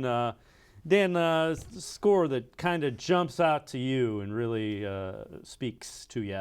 I'm going to give some love to the Twinsburg Tigers. Okay. Because we've talked about them since we started this show about how they're trying to build something, how they're getting closer. Remember how they had Stowe 14-14 at halftime? Yep. Well, now all of a sudden, after losing by 2 to Wadsworth, they've won 2 games in a row, a win over Hudson and a win over Nordonia. So maybe Twinsburg with Cuyahoga Falls next week at home, maybe they're building a little something heading into next year. So a little love for the Twinsburg Tigers. I actually called the game against Wadsworth, and they've got a loaded sophomore class. I mean, loaded. They're all over. They're too deep, and they have a freshman class coming behind it that's just as good. So get used to the Twinsburg Tigers winning, because they're going to be there in the next couple of years. Mike Bell, pretty good coach over at Twinsburg as well.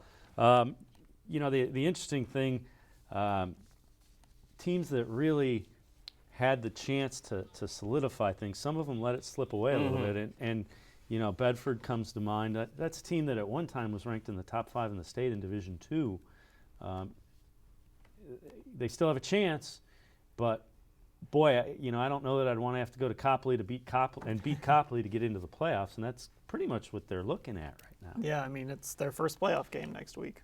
Yeah. If they win, they have a chance to get in. They lose. Which I guess, you know, in the grand scheme of things, if you would have told them, okay, if you're going to have a chance if you win in Week 10 to make the playoffs, I guess you take that. I guess you take your chances with that. Yeah, I think so. Obviously, with the start they had, it's a little disappointing, but there's nothing you can do about it now. You know, like I said earlier, control the controllable. That's what football players and coaches love to say. Well, the only thing they can control right now is what happens in Week 10. Well, we are going to take a look at what happened in Week 9 for the Super 25, the best 25 teams, regardless of division, as compiled by cleveland.com. Midview, a 55-34 winner over Avon Lake. Massillon Perry has a date with Canton McKinley tomorrow, as that game played on a Saturday because McKinley's home field is now Canton Central Catholic. Turpin defeats Glen Estee 41-7. Chardon, as we've told you a couple of times, improves to 9-0, defeating Brush.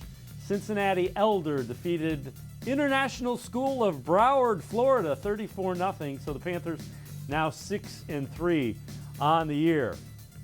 Cincinnati St. Xavier, 4-4, will need to win one of their last 2 games to get into the playoffs. They play St. Ignatius tomorrow. You can see that game at 2 o'clock on Time Warner Cable Sports Channel. McKinley, as we mentioned, they'll play Perry.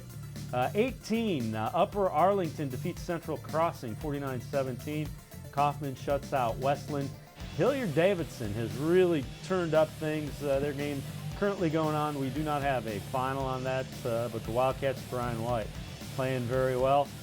Hilliard-Bradley defeats Worthington-Kilbourne 16-0. Columbus St. Francis de Sales, that's a team flying a little bit under the radar. A perfect 9-0 on the year. They defeat St. Charles 38-7. Solon, no problem at all with Shaker Heights. Comets trying to get a home playoff game.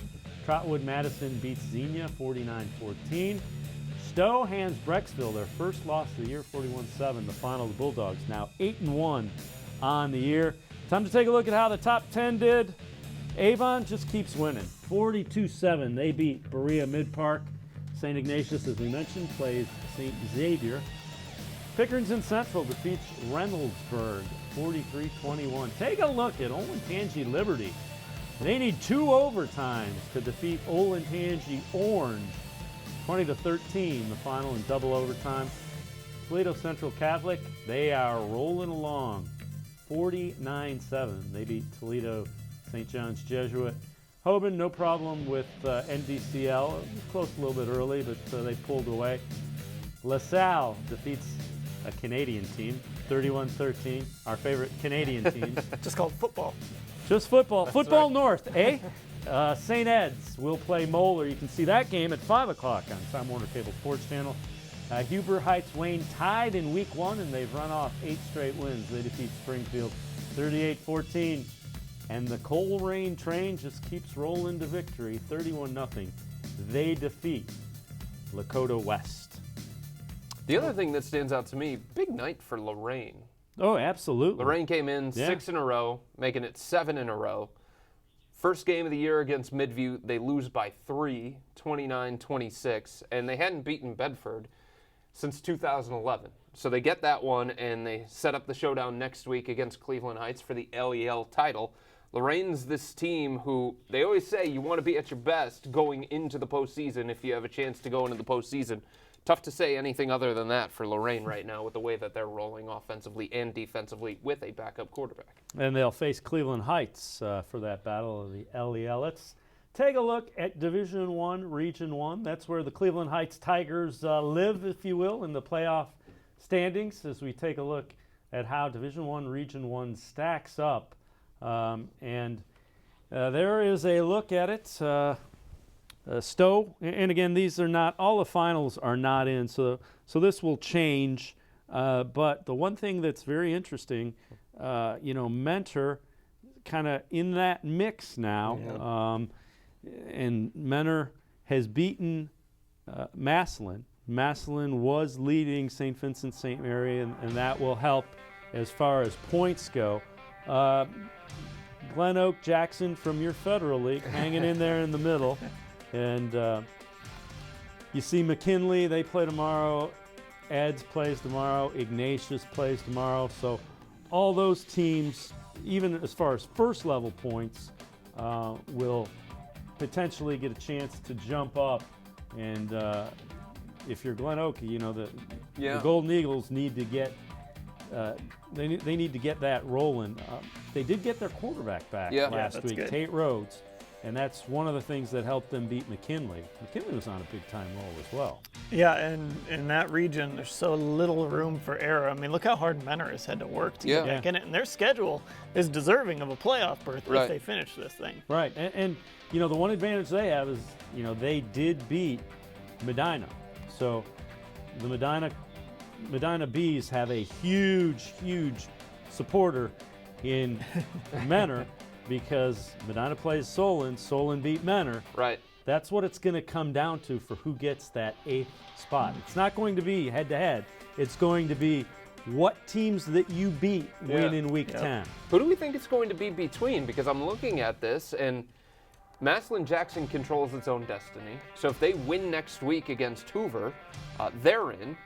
Glen Oak, it says, controls its own destiny. So if they win next week against Perry, very, very tough test, but starting quarterback back, they're in. So the question is, who's that final spot between? Is it Mentor, Cleveland Heights? Mentor, Cleveland Heights, Euclid are the three.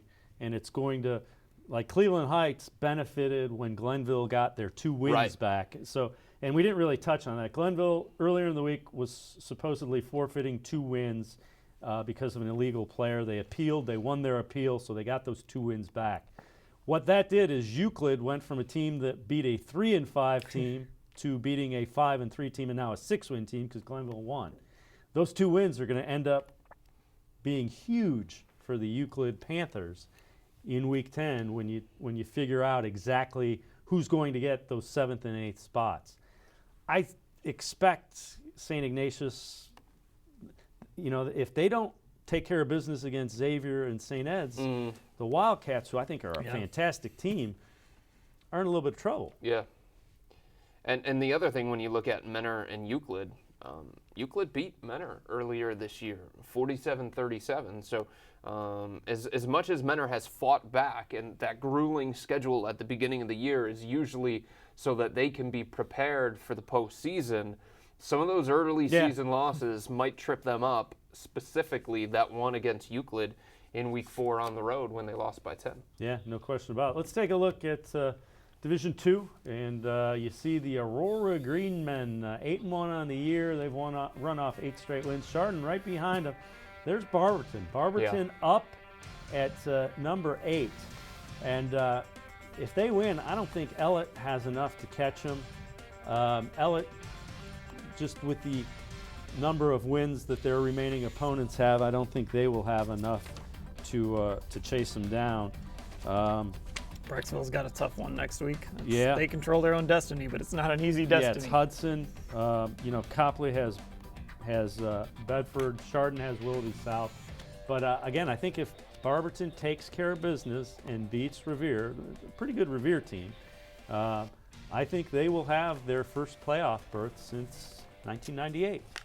So what a story that would be. Yeah, absolutely. Yep. And it's even a little bit more special because Coach Gatto is from Barberton, which we've talked about. A little bit of magic in Barberton. Absolutely. Oh, you've been sitting on that one. Here on is that one. Region 6, and you see currently the loss drops Avon Lake back a little bit. Glenville will pick up some points because a couple of the Senate teams play Saturday. Westlake with the win. That's going to come down to those three: Westlake, Avon Lake, Glenville. Toledo St. John Jesuit struggled mightily, and you see Avon, Springfield, Midview. Those three are pretty locked in, close to locking up home games. And you see Anthony Wayne hasn't. Their week 9 game has not been factored into that yet. Division 2 is always a lot of fun, especially since they changed the divisions and made Division 1 smaller. Division 2 is always a ton of fun. And right in that region, you've got Avon and you've got Midview. We talked about that rivalry. Avon got the best of them earlier this year, but you never know what's going to happen when those two show up. And except you're going to get a 3-hour game, and there's going to be a ton of points. It's going to be a basketball type score, and there's going to be a lot of passing. Yeah, that's what we say, and then we're going to see the final score, and it's going to be like 13-10, and we're going to be like, what? How'd that happen? So final minute here in Week 9. Let's look ahead to Week 10. What really has grabbed your attention? You got about 15 seconds. Dan Labbe. Ooh, how about that Hudson-Brecksville game? That's kind of one that I'm watching. Obviously Hudson's in, but Brecksville, that's a tough loss to take. Yeah, think about it. 8-0, and they could not make the playoffs potentially. You kidding me? It's me. It's the Holy War. It's St. Ignatius at First Energy Stadium, home of the Browns. And for St. Ignatius, that could be what gets them into the playoffs or pushes them out of the playoffs. And, it'll be very interesting to see. St. Ignatius finishes with St. Xavier and St. Ed's. They're still one of the best teams that I've seen. But if they don't win, they may not get in. They definitely need one of those games to get into the playoffs. Well, we are going to step aside. We will see you again next Friday night right here inside the Friday Night Huddle. The Berea Mid-Park Band will take us out as we wrap up Week 9 of high school football across the state of Ohio.